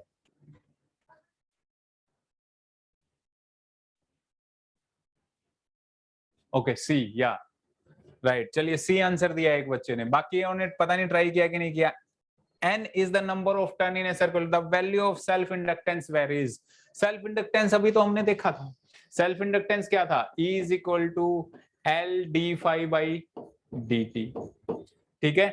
If talking about n number of turn, n number of turn है तो n से तो मल्टीप्लाई होगा ही होगा, सिंपल सी बात है। फ्लक्स जो है n टाइम्स होगा ना हमारे पास फॉर्मूला में, ठीक है। तो n टाइम्स तो हमें यहाँ पे दिखाई दे रहा है कि ठीक है, फ्लक्स हमारे पास क्या था, phi is equal to L I हमारे पास फॉर्मूला होता है, लेकिन ये सिंगल टर्न के लिए है तो n नंबर ऑफ टर्न के लिए n फाई होगा हमारे पास। तो यहाँ से हमारे पास फाई क्या होगा, L I divided by n, ठीक है। और फाई हमारे पास मैग्नेटिक फील्ड की टर्म में लिखेंगे तो बी ए, और मैग्नेटिक फील्ड में भी एक एन हमारे पास एक्स्ट्रा आता है, तो यहाँ पे हमारे पास मिलेगा एक एन हमारे पास ये है, इधर लेके ये एन स्क्वायर, तो एल के इक्वल क्या हुआ, प्रोपोर्शनली देखना है ना हमें तो सिर्फ, बाकी टर्म्स में हम क्यों जाएं, ठीक है। समझ आया या थोड़ा काफी होच पोच हो गया, देखिए ध्यान से देखिए, phi is equal to L I जो कि एन टाइम्स हमारे पास फ्लक्स है ही, ठीक है। फ्लक्स हमारे पास होता है n, phi is equal to N B A, ये होता है हमारे पास, phi is equal to N B A, ठीक है ना।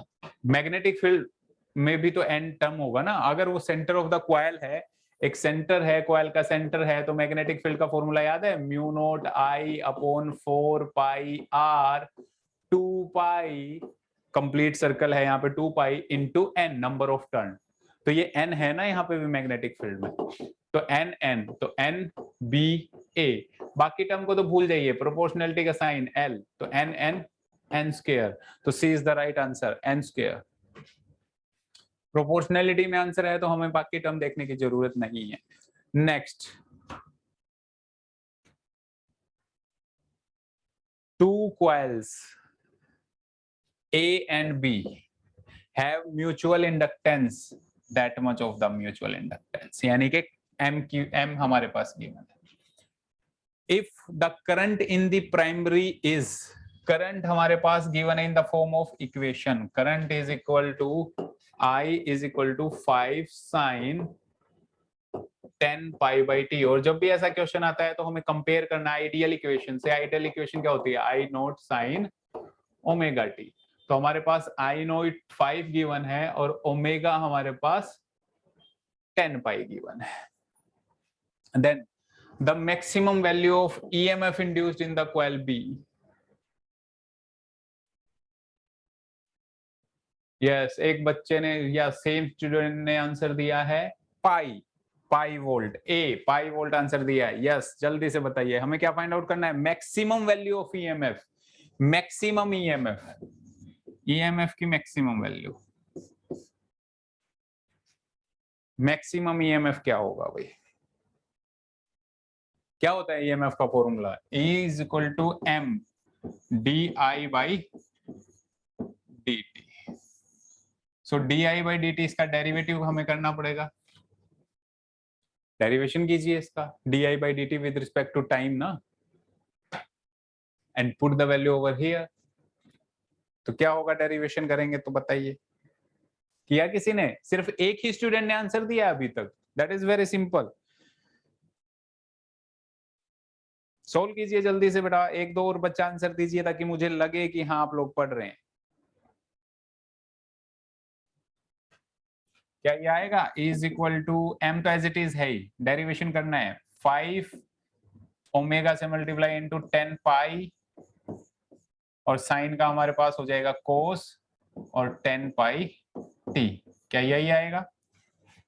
जब मैं मैक्सिमम की बात कर रहा हूं इंड्यूस्ड ई मैक्सिमम, मैक्सिमम का मतलब ये वैल्यू हमारे पास 1 होनी चाहिए तभी तो मैक्सिमम होगा, यानी कि 50 pi into M, E max की वैल्यू फाइंड आउट करनी थी, एम हमें पता ही है मल्टीप्लाई करना है, 5 to the 10 raise to power something, और पाई ही रहेगा मतलब, तो pi volt is our right answer, ठीक है। तो बेटा देखिए साथ के साथ आंसर दी, अगर आप सोल्व नहीं कर रहे हो तो please try to solve that, तभी तो आपकी प्रैक्टिस होगी ना। यहाँ पे मैं अपनी प्रैक्टिस के लिए नहीं आ रहा हूँ, है ना। कोशिश हम क्या चल रही है, कोशिश कि आप लोगों की प्रैक्टिस हो टू सोल्व दिस न्यूमेरिकल्स, ताकि आपका सीईटी क्वालिफाई हो जाए। मुझे मेरी प्रैक्टिस थोड़ी ना करनी है, आप तो मेरी प्रैक्टिस करवा रहे हो, है ना। आप चाह रहे हो कि मैं प्रैक्टिस करूं, मेरी प्रैक्टिस, मैं सीईटी नहीं दे रहा हूं। सो ट्राई करेंगे कि कोशिश कर रहे हैं कि आप लोग ट्राई कीजिए, और अगर आप आंसर देते हैं ना तो थोड़ा सा अच्छा लगता है कि हाँ भाई आप ट्राई कर रहे हो, तो हमारा जो एम है वो सक्सेसफुल हो रहा है ना। चलिए नेक्स्ट क्वेश्चन की बात करते हैं। Magnetic flux passing through a coil is initially 4 into 10 raised to power minus 4 weber. ठीक है, मैग्नेटिक फ्लक्स इनिशियली हमारे पास ये है, इट रिड्यूसेस टू 10%। याद आया कुछ, ये तो वो रिड्यूस वाला कुछ वैसा ही लग रहा है इन टी सेकेंड। हाँ, ईएमएफ गिवन है, ये ईएमएफ है, ये हमारे पास फ्लक्स है, और रिड्यूस कर रहा है अभी 10%। ये तो क्वेश्चन सेम ही हो गया बिल्कुल। और वहां पे हमने क्या किया था, सेम क्वेश्चन, टी हमें फाइंड आउट करना था, तो डी फाइव बाई ई हमारे पास था, और डी फाइव 10% रिड्यूस हो रहा है, तो 9/10 फाइव, फाइव हमारे पास गिवन है 4 into 10 raised to power minus 4 divided by E 0.72। बिल्कुल सेम क्वेश्चन ही है, ये तो रिपीट हो गया लगता है, -3 मिली, राइट। और सेम उसका 0.5 आंसर आया था क्या, तो इसका भी 0.5 ही आंसर होगा आई थिंक। सी, हाँ ये सबने आंसर दे दिया, ये तो बिल्कुल राइट, रिपीटेड ही है। क्लियर, नेक्स्ट की बात करते हैं। Two coils P and Q are kept near each other. P and Q two coils हैं, एक दूसरे के पास रखी हैं। When no current flowing through the coil P, जब P से कोई करंट फ्लो नहीं कर रहा है, the current increases in the coil Q at the rate of इतना। Q coil में करंट इंक्रीज कर रहा था 10 ampere per second. The EMF in the coil P is, EMF इतना था प्राइमरी कॉइल में, प्राइमरी कॉइल में था। तो फर्स्ट केस हमारे पास क्या कह रहा है कि ईएमएफ प्राइमरी हमारे पास क्या होगा, M D I by D T, यही तो था। और आई कौन सा है, प्राइमरी, तो आईपी आप लेके चलेंगे ना, IP. This is our first case, first case. ठीक है, सेकंड केस की बात करते हैं। When Q carries no current, अब Q में कोई करंट नहीं है, the current 1.8 ampere flows through the primary coil. अब करंट प्राइमरी कॉइल में है, ठीक है। The magnetic flux linked with the coil Q, magnetic flux हमें फाइंड आउट करना है Q कॉइल से लिंक, तो मैग्नेटिक फ्लक्स सेकंड कॉइल से हमें फाइंड आउट करना है। तो M और प्राइमरी मैग्नेटिक फ्लक्स यही होगा सेकंड कॉइल में। सेकेंडरी कॉइल में फ्लक्स किसकी वजह से होगा, प्राइमरी कॉइल के करंट की वजह से, तो MIP। क्लियर, तो आईपी की वैल्यू तो हमारे पास गिवन है, current of 1.8 ampere flows through the primary coil, तो आईपी हमारे पास गिवन है 1.8 एम्पियर। ठीक है, चेंज इन करंट हमारे पास गिवन है प्राइमरी में 10 एम्पियर पर सेकेंड, तो ये भी हमारे पास गिवन है, कितना गिवन है, 10 एम्पियर पर सेकेंड। क्लियर है, तो यहां से म्यूचुअल इंडक्शन की वैल्यू, म्यूचुअल इंडक्शन पता होना चाहिए ना हमें, तो यहां से म्यूचुअल इंडक्शन की वैल्यू फाइंड आउट करके पुट कर दीजिए over here.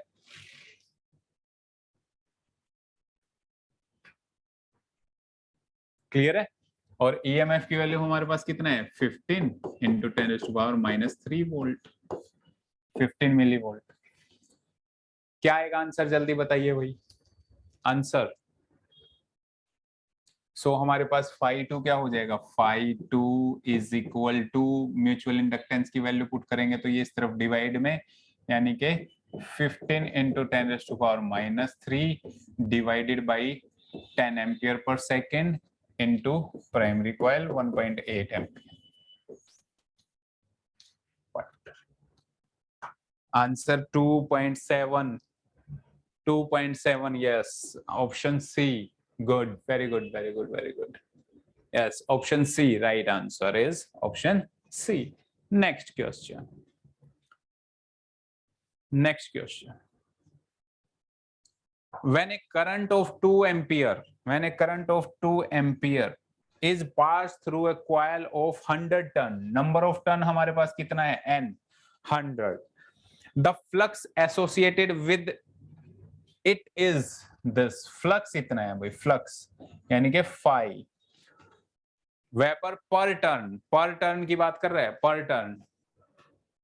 The self inductance of the, तो यानी कि हम इसको लिख सकते हैं फाई डिवाइडेड बाई एन. पर टर्न की बात कर रहे हैं ना, flux divided by number of turn.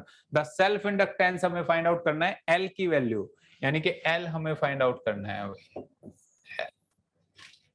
सभी कुछ तो गिवन है, करंट गिवन है, फ्लक्स गिवन है, यस एवरीथिंग इज गिवन. ये तो सिंपल सा फॉर्मूला हो गया और हमें सेल्फ डायरेक्ट फॉर्मूला है. Phi is equal to L I. Phi find out करना है. फाई डिवाइडेड बाई एन हमारे पास गिवन है, राइट? कितना? 5 इंटू 10⁻⁻5. अगर इसकी मल्टीप्लाई एन से कर दें तो दोनों साइड इसकी मल्टीप्लाई एन से कर दीजिए. एन कितना गिवन है? 100. तो फ्लक्स आ गया ना, तो फ्लक्स हमारे पास यहां से आया. करंट हमारे पास गिवन है 2 एम्पियर. एल की वैल्यू फाइंड आउट करनी है, कर देंगे 5/1.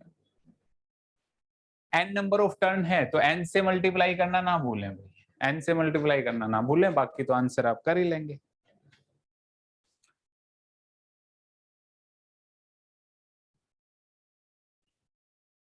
Right answer is B. Very good, B is the right answer. Good good good. काफी बच्चे आंसर करना शुरू किया है बच्चों ने. ग्रेट. नेक्स्ट.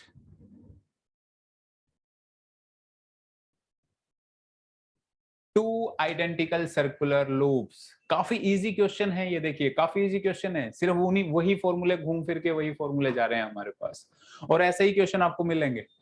सो हमारे पास two identical circular loops A and B of copper wire are lying on a table without touching each other. एक दूसरे को टच नहीं कर रहे हैं, एक टेबल पे रखे हुए हैं. मान लीजिए मैं कह रहा हूं ये हमारे पास कोई टेबल है, एक लूप यहाँ रख दिया, एक लूप ये रख दिया. 2 लूप्स रखे हुए हैं वहां पे टेबल के ऊपर without touching each other. Loop A carries a current which increases with time.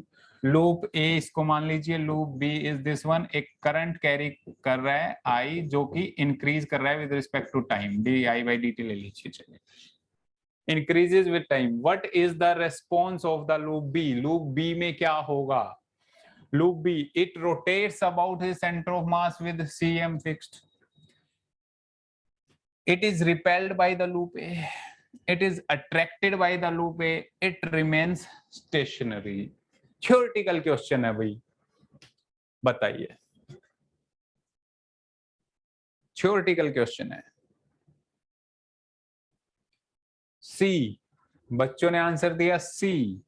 It is attracted. Attract कैसे करेगा डियर? अट्रैक्ट नहीं करेगा, अट्रैक्ट नहीं करेगा. इंड्यूस्ड करंट अपोजिट डायरेक्शन में होगा. नहीं समझे? अगर यहां पे करंट ये है, ये करंट की डायरेक्शन है, और करंट इंक्रीज हो रहा है इस डायरेक्शन में, तो उस करंट की वैल्यू को डिक्रीज करना चाहेगा फ्लक्स चेंज की वजह से, तो यहाँ अपोजिट डायरेक्शन में करंट होगा. अब देखिए, ये इस स्मॉल पार्ट को एक वायर मान लीजिए, एक स्ट्रेट वायर, ये करंट था, एक स्ट्रेट वायर, ये करंट है. तो अगर अपोजिट करंट है तो एक दूसरे को क्या करती है? रिपेल करती है कि नहीं करती? याद आया last chapter, force, magnetic force through a straight wire. अगर दोनों सेम डायरेक्शन में हैं तो एक दूसरे को क्या करेंगे? अट्रैक्ट करेंगी. अगर अपोजिट डायरेक्शन में करंट फ्लो कर रहा है तो रिपेल करेंगी. तो ये किसी भी पार्ट में देख लीजिए, मैंने ये स्मॉल पार्ट लिया, आप ये स्मॉल पार्ट ले लीजिए, आउटर वॉल, वो भी रिपेल करेंगे. तो नेट इफेक्ट क्या हुआ? रिपल्शन. तो B is the right answer. It is repelled by the loop A. Induced current है यहाँ कैपिटल आई था, तो यहाँ इंड्यूस्ड करंट है आई, स्मॉल आई, और यहाँ हम कह रहे हैं ये करंट कंटिन्यूअसली इंक्रीज कर रहा है, तो ये इंड्यूस्ड करंट इस करंट की वैल्यू को डिक्रीज करना चाहेगा. दैट्स व्हाई अपोजिट डायरेक्शन में करंट फ्लो करेगा. लेंजेस लॉ, लेंजेस लॉ में मैंने यही तो आपको समझाने की कोशिश की थी अच्छे से, है ना? So right answer is B. A transformer converts 240 volt AC to 6 volt AC. Okay ठीक है. The secondary, this secondary has 75 turn. ठीक है. Number of secondary coil sorry number of turn in secondary coil, the number of turn in primary हमें find out करना है। Direct question है बिल्कुल, transformer से जब भी आएगा मोस्टली डायरेक्ट क्वेश्चन ही आता है। ए ट्रांसफॉर्मर कन्वर्ट्स इतना, मींस प्राइमरी में पोटेंशियल ये हो गया, सेकेंडरी में पोटेंशियल ये हो गया। क्लियर है ना? सो हमारे पास क्या था, V S primary is equal to N S divided by N P. Find out हमें करना है एन पी, तो एन पी इधर, बाकी सब इधर। So you will get the answer. बच्चों ने आंसर दिया है D, D 300, D, D is the right answer, that is 300। बहुत सिंपल क्वेश्चन था। नेक्स्ट देखिए, नेक्स्ट भी कुछ कुछ ऐसा ही लग रहा है मुझे, प्राइमरी वाइंड ट्रांसफॉर्मर पे ही है। Primary winding of transformer has 50 turns. Primary means NP हमारे पास है 50 turns, while the secondary has 510. Secondary की turn 500 है भाई, और primary में turn हमारे पास 50 है। ठीक है, secondary में number of turn ज्यादा है, तो secondary में EMF हमारे पास आप देख सकते हैं। If the primary is connected to an AC supply of this primary AC supply, यानी कि VP हमारे पास है AC सप्लाई 50 हर्ट्ज पे, then the output at the secondary will be, secondary की आउटपुट फाइंड आउट करनी है, फॉर्मूला हमारे पास यही है। ठीक है, तो ये तो होगा इतना ही, और फ्रीक्वेंसी चेंज होगी ही नहीं, फ्रीक्वेंसी हमारे पास सेम रहेगी। तो हमने क्या कहा, 2200,50 hertz, right, B answer. Good good good good, चलिए अच्छा है। नेक्स्ट,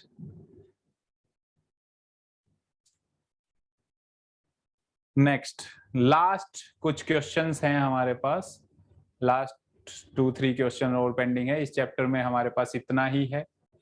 इन्हीं क्वेश्चन पे बेस्ड हमारे पास क्वेश्चन रिपीटेडली पूछे गए हैं MST CET में, अगर आप देखते हैं तो।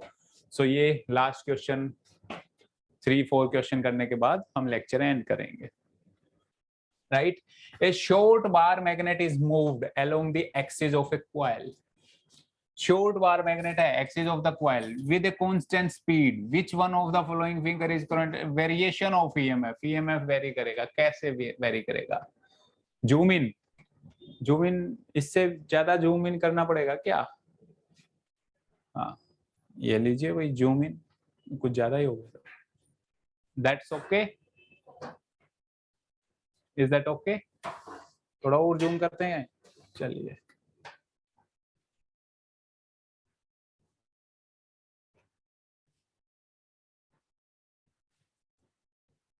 चलिए ठीक है, देखिए शॉर्ट बार मैग्नेट है हमारे पास। मैंने कहा एक हमारे पास कॉइल है लाइक दिस, इस कॉइल को थोड़ा सा बड़ा बना के मैं आपको शो कर रहा हूं, ठीक है ना, लाइक दिस।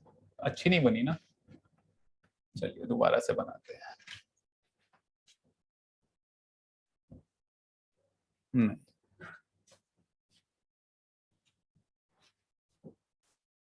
अभी ठीक है, अभी या देखा, फ्लो में ठीक बनती है रादर देन कि हम कोशिश करें अच्छा बनाने की। सो हमने कहा दूसरा एक बार मैग्नेट है हमारे पास, ये एक बार मैग्नेट है like this, north pole south pole. तो इसमें से जो हमारे पास EMF इंड्यूस्ड होगा, तो कौन सा ग्राफ वो प्रॉपरली इशू कर रहा है। किसी बच्चे ने आंसर दिया है A, यह लास्ट क्वेश्चन का आंसर था या अभी दिया है? ओके, किसी बच्चे ने आंसर दिया A। चलिए देखते हैं कैसे होगा। मैंने कहा ये हमारे पास मैग्नेट है, कोई भी नॉर्थ पोल ले लीजिए। चलिए इसमें क्वेश्चन में ये नॉर्थ गिवन है, ये साउथ गिवन है, तो हम वही ले लेते हैं जो क्वेश्चन में गिवन है। ठीक है, ये हमारे पास मूव कर रहा है विद ए कांस्टेंट स्पीड, एक कांस्टेंट वेलोसिटी के साथ towards the coil, toward the axial line, यानी कि इस लाइन से उसे पास आउट करना है कॉइल में। ठीक है, इससे पास आउट करना है, रिमेंबर दैट। यहां से वो ऐसे ऐसे मूव कर रहा है, जब ये ऐसे ऐसे मूव कर रहा है तो हमारे पास E is equal to minus d∅dt। जब ये इसके क्लोज जा रहा है तो maximum magnetic field line passing through this coil, यानी कि डी फ्लक्स जो चेंज हो रहा है वो फ्लक्स इंक्रीज हो रहा है। M I right? Flux increase हो रहा है, बट नेगेटिव साइन यानी कि ईएमएफ क्या हो रहा है, रिड्यूस हो रहा है, नेगेटिव डायरेक्शन में, नेगेटिव है ना, नेगेटिव डायरेक्शन में इंक्रीज हो रहा है। तो नेगेटिव डायरेक्शन में इंक्रीज, एक ही ग्राफ है भाई, आंसर पता लग गया, B, A is wrong answer, ठीक है ना। नेगेटिव डायरेक्शन में वो क्या कर रहा है, इंक्रीज कर रहा है, लेकिन पूरा एक्सप्लेन करते हैं। फिर वो एक मैक्सिमा तक पहुंचा भाई, मैक्सिमा के बाद वो डिक्रीज करना शुरू करेगा। कैसे, यहां पहुंचा, अब वो यहां पहुंच गया, देखिए यहां पे इस पॉइंट पे, इस पॉइंट पे पहुंचा। जैसे ही वो इस पॉइंट पे पहुंचा, यानी जस्ट एंटर द कॉइल, तो अब इस कॉइल में एंटर करते ही वो यहां पहुंच गया, इस पोजीशन पे। तो एक नंबर ऑफ टर्न कम हो गई ना, ये नंबर ऑफ टर्न कम होगी। अब सिर्फ इन नंबर ऑफ टर्न में हमारे पास मैग्नेटिक फ्लक्स जा रहा है। तो एन जो होता है, एन की वैल्यू रिड्यूस कर रही है, एन की वैल्यू डिक्रीज कर रही है, तो नेगेटिव साइन, तो ईएमएफ की वैल्यू दोबारा इंक्रीज करना चाहेगी, बट नेगेटिव ही डायरेक्शन में। तो ये देखिए दोबारा इंक्रीज करेगी इस पॉइंट के बाद। जैसे ही वो यहाँ पे एंटर किया, मैग्नेट ने एंटर किया, तो continuously number of turn decrease होती जाएंगी। तो नंबर ऑफ टर्न डिक्रीज होंगी, तो मैं फिर से कह रहा हूं क्या होगा, नेगेटिव साइन है, ईएमएफ की नेगेटिव जो थी वैल्यू वो इंक्रीज होना शुरू हो जाएगी। यानी कि देखिए वो इंक्रीज हो रहा है, यहां से ये इंक्रीज हो रहा है, क्लियर है। एक पॉइंट पे वो जीरो होगा ईएमएफ। जीरो किस पॉइंट पे होगा, जीरो क्या वो यहां सेंटर में नहीं होगा ईएमएफ, ये साउथ और नॉर्थ। क्यों, this side number of turn और this side number of turn equal है। यहां नंबर ऑफ टर्न n/2 है, तो यहां भी नंबर ऑफ टर्न क्या है, n/2, ठीक है। एक ईएमएफ इस डायरेक्शन में, एक ईएमएफ उस डायरेक्शन, मतलब पॉजिटिव और नेगेटिव दो अलग अलग डायरेक्शन में होगा ना, दोनों साइड्स ईएमएफ हो रहा है, तो एक दूसरे के इफेक्ट को क्या कर रहे हैं, कैंसल आउट, तो क्या हो रहा है, जीरो हो रहा है, क्लियर है। और सेम प्रोसेस जब इससे फॉरवर्ड डायरेक्शन में मूव कर रहे हैं, इससे आगे मूव कर रहे हैं, मतलब मैग्नेट यहां है, यहां कहीं मैग्नेट ये नॉर्थ साउथ, तो यहां पे फिर से number of turn this side increase हो रही है, लेकिन इस side number of turn decrease होती जा रही है। तो वैल्यू फिर से क्या हो रही है, इंक्रीज करना शुरू कर रही है, इंक्रीज, और एक मैक्सिमा पे पहुंच गई, मैक्सिमा इस पॉइंट पे। और जैसे ही ये उससे मैग्नेटिक फील्ड से बाहर जाएगा, उसके बाद फिर वैल्यू अपोजिट डायरेक्शन में डिक्रीज होना शुरू हो जाएगी। और दिस, अब कहेंगे सर ये डिक्रीज होना क्यों शुरू हुई, अरे वो मैग्नेट से बाहर गया ना, अब वो, अब देखिए ये हमारे पास कॉइल थी, अब वो इस साइड पहुंच गया मैग्नेट, और ये इस स्पीड से जा रहा है। अब मैग्नेट जैसे जैसे इधर आ रहा है, तो मैग्नेटिक फ्लक्स फ्लक्स चेंज हो रहा है यहाँ पे, लेकिन ये यहाँ पर करंट कैसा डेवलप होगा कि इसको दूर नहीं जाने देगा, अब इसको अट्रैक्ट करेगा, अट्रैक्ट करना चाहेगा ना, ये कॉइल इसको अट्रैक्ट करना चाहेगी। लेंजेस लो यही तो कह रहा है, उसकी मोशन को अपोज करता है वो।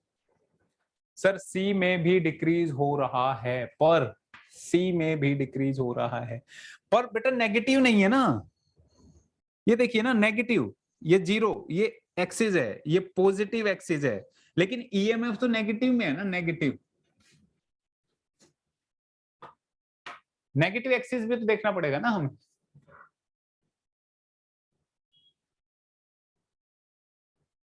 तो ये डिक्रीज हो रहा है, ट्रू, ये डिक्रीज हो रहा है यहाँ पे, और यहाँ फिर ऐसे हो रहा है, ये ग्राफ इतना ये सही है, लेकिन ईएमएफ हमारे पास negative is equal to -d∅/dt है ना। जब तक फ्लक्स अपनी डायरेक्शन चेंज नहीं करेगा, तब तक तो ये नेगेटिव ही रहेगा ना। और इस पॉइंट पे फ्लक्स ने भी अपनी डायरेक्शन चेंज कर ली, फ्लक्स पहले यहाँ फ्लक्स इस तरफ अपोजिट था, उस तरफ अपोजिट है, तो फ्लक्स फ्लक्स ने भी, एक फ्लक्स से नेगेटिव साइन, एक ये negative side, negative negative positive, तो दिस साइड ईएमएफ पॉजिटिव। क्योंकि देखिए फ्लक्स की डायरेक्शन हम पॉजिटिव लेके चलते हैं, बट वही है ना कि अगर यहां से magnetic field lines north pole की वजह से यहां पे एंटर कर रही थी, बट दिस साइड आने के बाद देखिए ये साउथ पोल हो गया है, यहाँ पे एग्जिट कर रही है, यहाँ पे मैग्नेट में एंटर करेंगी मैग्नेटिक फील्ड लाइंस, यहाँ कॉइल में एंटर कर रही थी, यहाँ मैग्नेटिक फील्ड हाफ के बाद क्या हुआ, मैग्नेटिक फील्ड लाइंस कॉइल से एग्जिट करनी है ना, तो फ्लक्स ने अपनी डायरेक्शन अपोजिट कर दी। अगर दोनों ही सेम केस एक ही कंडीशन में यूज करेंगे, तो साइन हमें लेना ही पड़ेगा, साइन यूज करना पड़ेगा, तो यहाँ पे वो पॉजिटिव हो गया। क्लियर है, काफी इंपॉर्टेंट क्वेश्चन है, ऐसी बात नहीं है, ये ग्राफिकल मेथड से क्वेश्चन पूछा जा सकता है बिल्कुल, ठीक है ना। नेक्स्ट क्वेश्चन मूव करते हैं। क्लियर है, यहाँ कोई डाउट है तो इसमें पूछ लीजिए। क्योंकि यहाँ मैंने नोट किया है कि काफी बच्चों को इस क्वेश्चन को समझने में डाउट होता है। हालांकि मैंने कलरफुल उसका यूज करके आपको समझाने की कोशिश की है, डिफरेंट डिफरेंट कलर्स में ड्रॉ करके, तो बट फिर भी अगर डाउट है तो पूछ लीजिएगा यहाँ पे, और नहीं है तो फिर आगे मूव करते हैं। यस, क्लियर है सर, गुड, ठीक है ना। यहाँ बहुत डाउट होता है इस बच्चों को, पूछते हैं सर, देखिए बहुत कम लोग हैं जो ये बता पाएंगे कि ये नेगेटिव ये पॉजिटिव ऐसी वेव ही क्यों बन रही है। बस ये है 4 ऑप्शंस देख के पहले में ये नेगेटिव है तो हम टिक मार्क कर देते हैं, क्योंकि आगे एक्सप्लेन करने की जरूरत नहीं पड़ती है ना। जरा वापस शॉर्ट में एक्सप्लेन कर सकते हैं, बिल्कुल कर सकते हैं, क्यों नहीं करेंगे, शॉर्ट में करेंगे। ये लो, मैंने कहा हमारे पास ये कॉइल है भाई, ये कॉइल है, ठीक है। एक मैग्नेट है, जो हमारे पास ये एक मैग्नेट है, ये नॉर्थ पोल ये साउथ पोल, और ये कांस्टेंट वेलोसिटी से इस तरफ मूव करिए, कांस्टेंट वेलोसिटी से कॉइल की तरफ, ठीक है। फॉर्मूला देखिए, E is equal to minus D five by D T, am I right, D five by D T. जैसे ये इसकी टुवार्ड्स द कॉइल मूव कर रहा है, तो यहां से मैग्नेटिक फील्ड लाइंस जो निकल रही थी, ये मैग्नेटिक फील्ड लाइंस, ये नॉर्थ पोल से आउटवर्ड डायरेक्शन होता है ना मैग्नेटिक फील्ड लाइंस, तो जैसे ही क्लोज आ रहा है तो इसमें फ्लक्स की वैल्यू इंक्रीज हो रही है। फ्लक्स की वैल्यू, चेंज इन फ्लक्स अगर मैं कह रहा हूं इंक्रीज हो रहा है, तो ईएमएफ क्या होगा, EMF negative of something, negative of D five, negative है ना, नेगेटिव साइन, तो फाई इंक्रीज हो रहा है तो ये क्या होगा हमारे पास, डिक्रीज होगा, या कह सकते हैं नेगेटिव वैल्यू इंक्रीज होगी इसकी, नेगेटिव वैल्यू इंक्रीज होगी ना, तो नेगेटिव और नेगेटिव वैल्यू हमारे पास इंक्रीज हो रही है यहां से यहां तक। Sir what will be the difference in the south pole enters first instead of, no difference, same graph, same graph. अगर साउथ को फर्स्ट कर लेते हैं तो भी सेम ग्राफ होगा, कोई फर्क नहीं पड़ता। उल्टा समझ लीजिए, मैं कह रहा हूं चलिए इसको साउथ समझ लेते हैं, ये हमारे पास साउथ पोल है, ये हमारे पास नॉर्थ पोल है, ठीक है। यहां पे मैग्नेटिक फील्ड लाइंस यहां से इनसाइड डायरेक्शन में होंगी, इनसाइड डायरेक्शन में, ठीक है। अब मैंने मैग्नेटिक जो फ्लक्स है इसको पॉजिटिव मानना है जब साउथ में एंटर कर रही है, तो फ्लक्स क्या कर रहा था, इंक्रीज कर रहा था, जैसे जैसे magnet towards this flux increase कर रहा है। EMF negative of the flux है तो नेगेटिव वैल्यू इंक्रीज कर रही है, तो नेगेटिव में फिर से यही ग्राफ बन गया भाई। बात है फ्लक्स की वैल्यू हम पॉजिटिव नेगेटिव ले रहे हैं क्या, यहाँ पे मैं कह रहा हूं जो कॉइल से मैग्नेटिक फील्ड लाइंस एग्जिट कर रही हैं तो फ्लक्स हमने पॉजिटिव लिया है। सर फिर ऊपर क्यों जाता है ग्राफ, अरे यही तो बता रहा हूं, अभी देख तो लो। अब मैं साउथ और नॉर्थ की बात कर रहा हूं ना।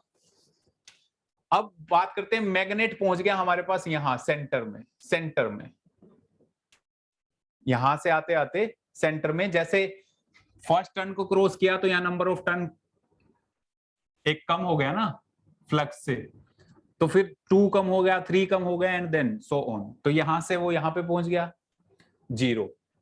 यहां क्या है 0, यहां 0 क्यों है समझिए, सेंटर पॉइंट पे, मैंने कहा सेंटर पॉइंट पे ये साउथ पोल है, ये नॉर्थ पोल है, तो हाफ कॉइल में तो इनसाइड फ्लक्स है, ये देखिए हाफ कॉइल में यहां जो n/2 टर्न है ना, उसमें फ्लक्स कैसा है, दिस डायरेक्शन में, ये उल्टा कर दिया, नॉर्थ पोल में तो आउटवर्ड होगा ना, नॉर्थ पोल, ये जो फ्लक्स है ये आउटवर्ड डायरेक्शन में है, नॉर्थ पोल से आउटवर्ड, तो n/2 टर्न में आउटवर्ड डायरेक्शन में, इस तरफ n/2 टर्न में इनवर्ड डायरेक्शन में फ्लक्स है। तो ये अगर मैं फ्लक्स पॉजिटिव ले रहा हूं भी, ये फ्लक्स चेंज मैंने पॉजिटिव ले लिया, तो दिस मस्ट बी नेगेटिव ना, तो equal means effect cancel out, तो यहां तो 0 हो गए, समझ में आया। अब इससे आगे हम बात कर रहे हैं, यहीं पे आप समझिए। अब मैं कह रहा हूं इस मैग्नेट को जैसे ही मैं इस तरफ लेके आ रहा हूं, इस तरफ, मान लीजिए मैग्नेट यहां पहुंच गई हमारे पास, तो जो इनसाइड फ्लक्स था वो लेस है रादर देन जो एग्जिट कर रहा है flux.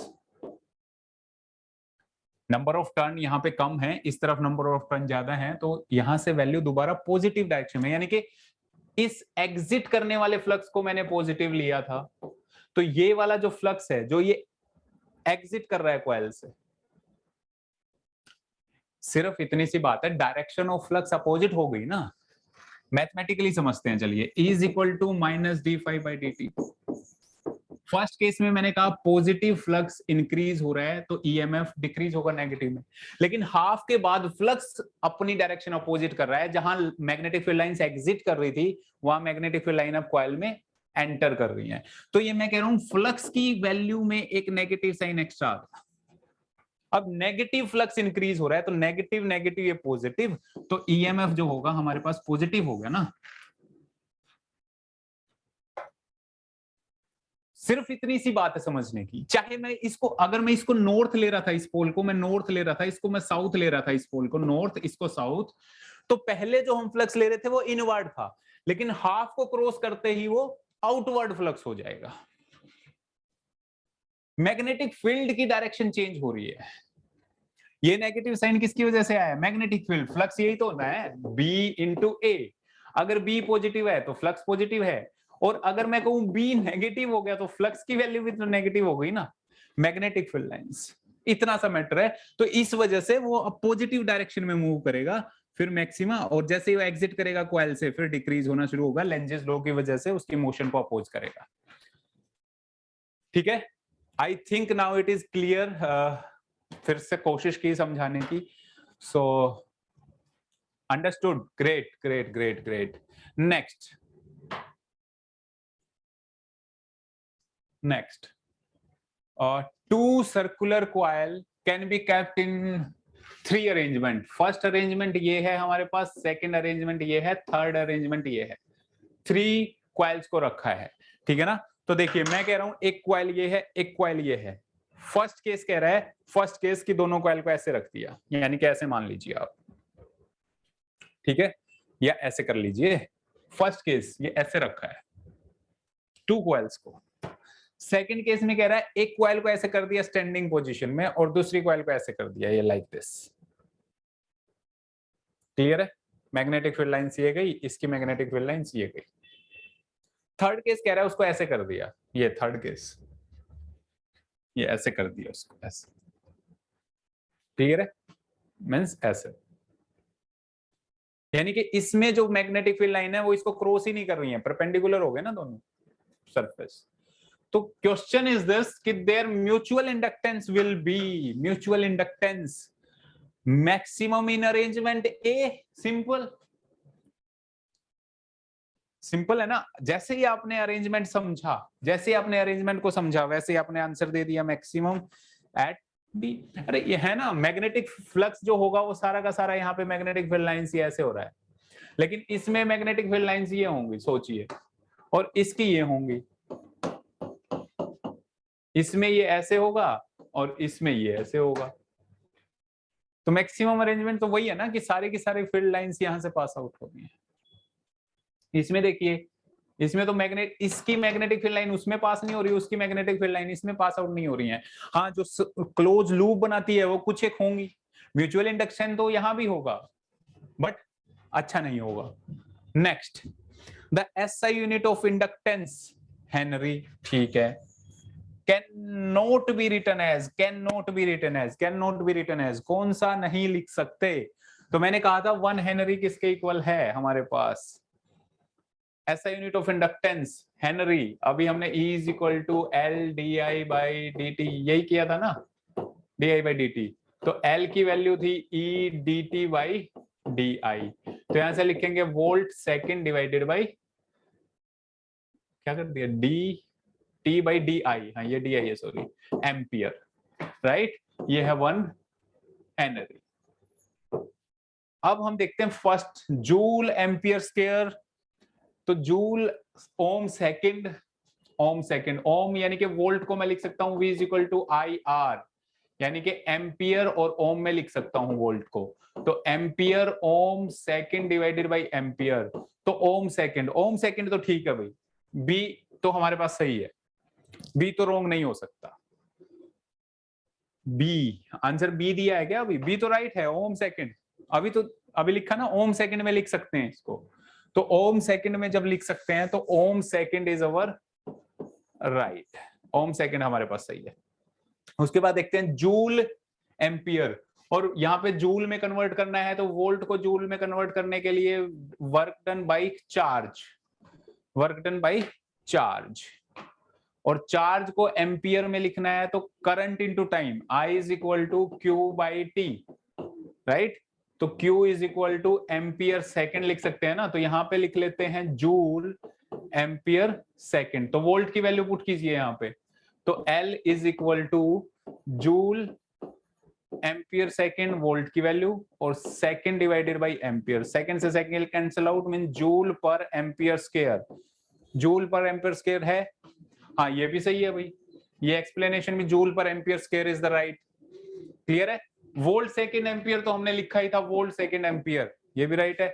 Weber ampere is the wrong answer, सीधी बात है, ये तीनों राइट हैं तो ये हमारे पास रोंग आंसर है, ठीक है ना। वेबर, तो weber ampere is the wrong answer.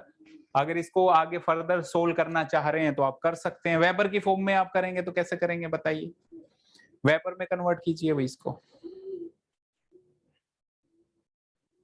तो वेबर की फॉर्म में हमारे पास देखिए वेबर पर एम्पियर आएगा, अगर वेबर की फॉर्म में आप इसको लिखते हैं तो, है ना। फॉर्मूला क्या था, phi L is equal to, sorry phi is equal to L I, simple.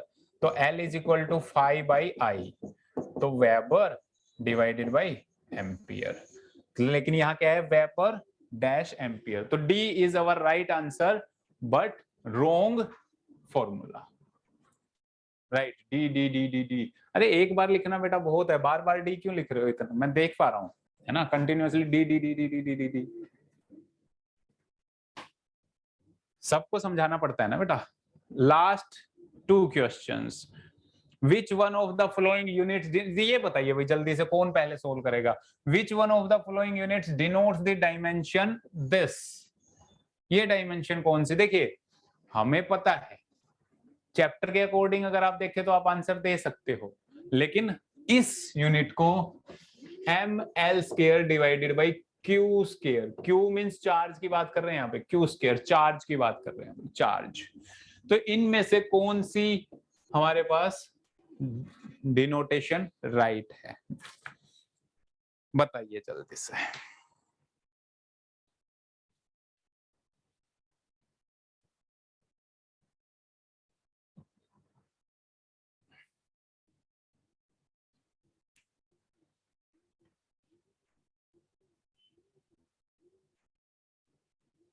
D, ये तो पता है, समझ में आया कि नहीं आया, या सोल्व करूं, ये बताइए, सवाल ये है। डी तो ठीक है, ये तो आंसर सही है, D is the right answer, D is the right answer, that's true, Henry L, ठीक है ना। देखिए यहाँ पे ये हमारे पास चार्ज है, और मैंने कहा करंट को क्या लिख सकते हैं, क्यू टी लिख सकते हैं, नहीं क्यू बाई टी, है ना, क्यू बाई टी, तो Q is equal to I T हम लिख सकते हैं, एम्पियर टी। तो यहाँ पे मैं लिख सकता हूं M L square ampere second, तो ये स्केयर हो जाएगा, होल स्केयर था ना, चार्ज का स्केयर एम्पियर स्केयर, ये हमारे पास वेलोसिटी हो गया, तो मैं लिख सकता हूं M V square divided by A square लिख सकता हूं, वेलोसिटी स्केयर समझ रहे हैं, मीटर पर सेकेंड, और होल स्केयर हो गया ना, तो वेलोसिटी स्केयर। तो ये देखिए ये क्या है, जूल है, joule per ampere square, joule है ना, M V square, M V square, या अरे एनर्जी का फॉर्मूला क्या होता है, हाफ एम वी स्केयर, लेकिन हाफ तो डायमेंशन पे इफेक्ट ही नहीं डालेगा, तो एम वी स्केयर क्या है, एनर्जी, यानी कि एनर्जी को हम लिख सकते हैं जूल, और जूल पर एम्पियर स्केयर अभी हमने लास्ट क्वेश्चन में इसमें किया ही था, जूल पर एम्पियर स्केयर किसकी थी, हेनरी, हेनरी किसकी है, यानी कि henry self inductance, right, Q square is equal to A square T square, right, वही लिखा है मैंने। तो यहां से आप थोड़ा सा कन्वर्जन करके आप देख सकते हैं उस तरीके से, और भी बहुत वे हैं, ऐसा नहीं है मैंने यहाँ पे चार्ज की वैल्यू पुट किया तो यहाँ पे इसको वेलोसिटी में कन्वर्ट कर दिया, लेकिन ऐसा नहीं है सिर्फ यही वे है, और भी बहुत वे हैं, किसी एक फॉर्मूला को दूसरे में कन्वर्ट करने के लिए बहुत सारे वेज हो सकते हैं, सिर्फ यही वे फॉलो करना जरूरी नहीं है, ठीक है। जैसे आपने सोल्व किया वो भी ठीक है, और ये वे भी ठीक है, ऐसा नहीं है सर ऐसे ही करना है क्या, नो, आंसर तक हमें पहुंचना है, right. So the current through a coil of self inductance L is, L हमारे पास गिवन है गिवन बाय करंट गिवन है हमारे पास in the form of equation with time how long will it take to make the EMF zero EMF zero करने में कितना time लगेगा करंट हमारे पास गिवन है t square e raise to power minus t कितना टाइम लगेगा L की वैल्यू ये है भाई 2 सेकेंड आंसर भी दे दिया वेरी गुड 2 सेकेंड बहुत जल्दी आंसर दे दिया यार EMF की फॉर्मूला क्या होता है E is equal to L D I by D T EMF को जीरो करना है तो D I by D T की वैल्यू हमें यूज होगी तो इसका डिफरेंशिएशन कर दीजिए ठीक है वैल्यू पुट कीजिए L तो 2m है तो L की वैल्यू तो इस तरफ जाएगा तो जीरो ही हो जाएगा तो हमें D I by D T से हमें पता लगेगा कि हम क्या कर सकते हैं t की वैल्यू हमें फाइंड आउट करनी है यानी कि हम यहां से कह सकते हैं इक्वेशन से कि D I by D T हमारे पास क्या है जीरो है तो D I by D T यानी कि u इंटू वी का फॉर्मूला आपको अप्लाई करना पड़ेगा इजी था सर या राइट बिल्कुल इजी था ए आंसर है तो यहां करते हैं हम हमारा चैप्टर एंड किसी को रिलेटेड कोई डाउट है चैप्टर से रिलेटेड तो पूछ लीजिएगा ठीक है और हाँ अभी बहुत कम दिन है सीईटी के लिए और मैं उम्मीद कर रहा हूँ कि जितने बच्चों ने ज्वाइन किया है वो एटलीस्ट सीईटी कंफर्म देने वाले हैं ये तो सिंपल सी बात है अगर आप कर रहे हैं अभी तक और प्रैक्टिस रिमेंबर दैट प्रैक्टिस करते रहिए अभी इतना टाइम नहीं है कि आप सब कुछ पढ़ पाए लेकिन जितने भी न्यूमेरिकल्स आप प्रैक्टिस करेंगे जितने भी एमसीक्यू क्वेश्चन आप ट्राई करेंगे उतने ही चांसेस इंक्रीज हो रहे हैं तो मेरे अकॉर्डिंग तो आप एटलीस्ट जो लास्ट ईयर आए हुए हैं या फिर जो थोड़ा सा इंपॉर्टेंट लग रहा आ सकता है बट लेवल ध्यान रख के क्वेश्चन कीजिए level means easy to moderate level तक ही क्वेश्चंस देखिए आप हायर लेवल में मत जाइए क्योंकि सीईटी लेवल का जो पैटर्न है फिजिक्स एग्जाम का मैं सिर्फ फिजिक्स की बात कर रहा हूं प्लीज रिमेंबर दैट फिजिक्स के लिए मैं बात कर रहा हूं केमिस्ट्री की बात नहीं कर रहा हूं ठीक है ना तो ऐसा नहीं है कि सर आपने बोला था तो हम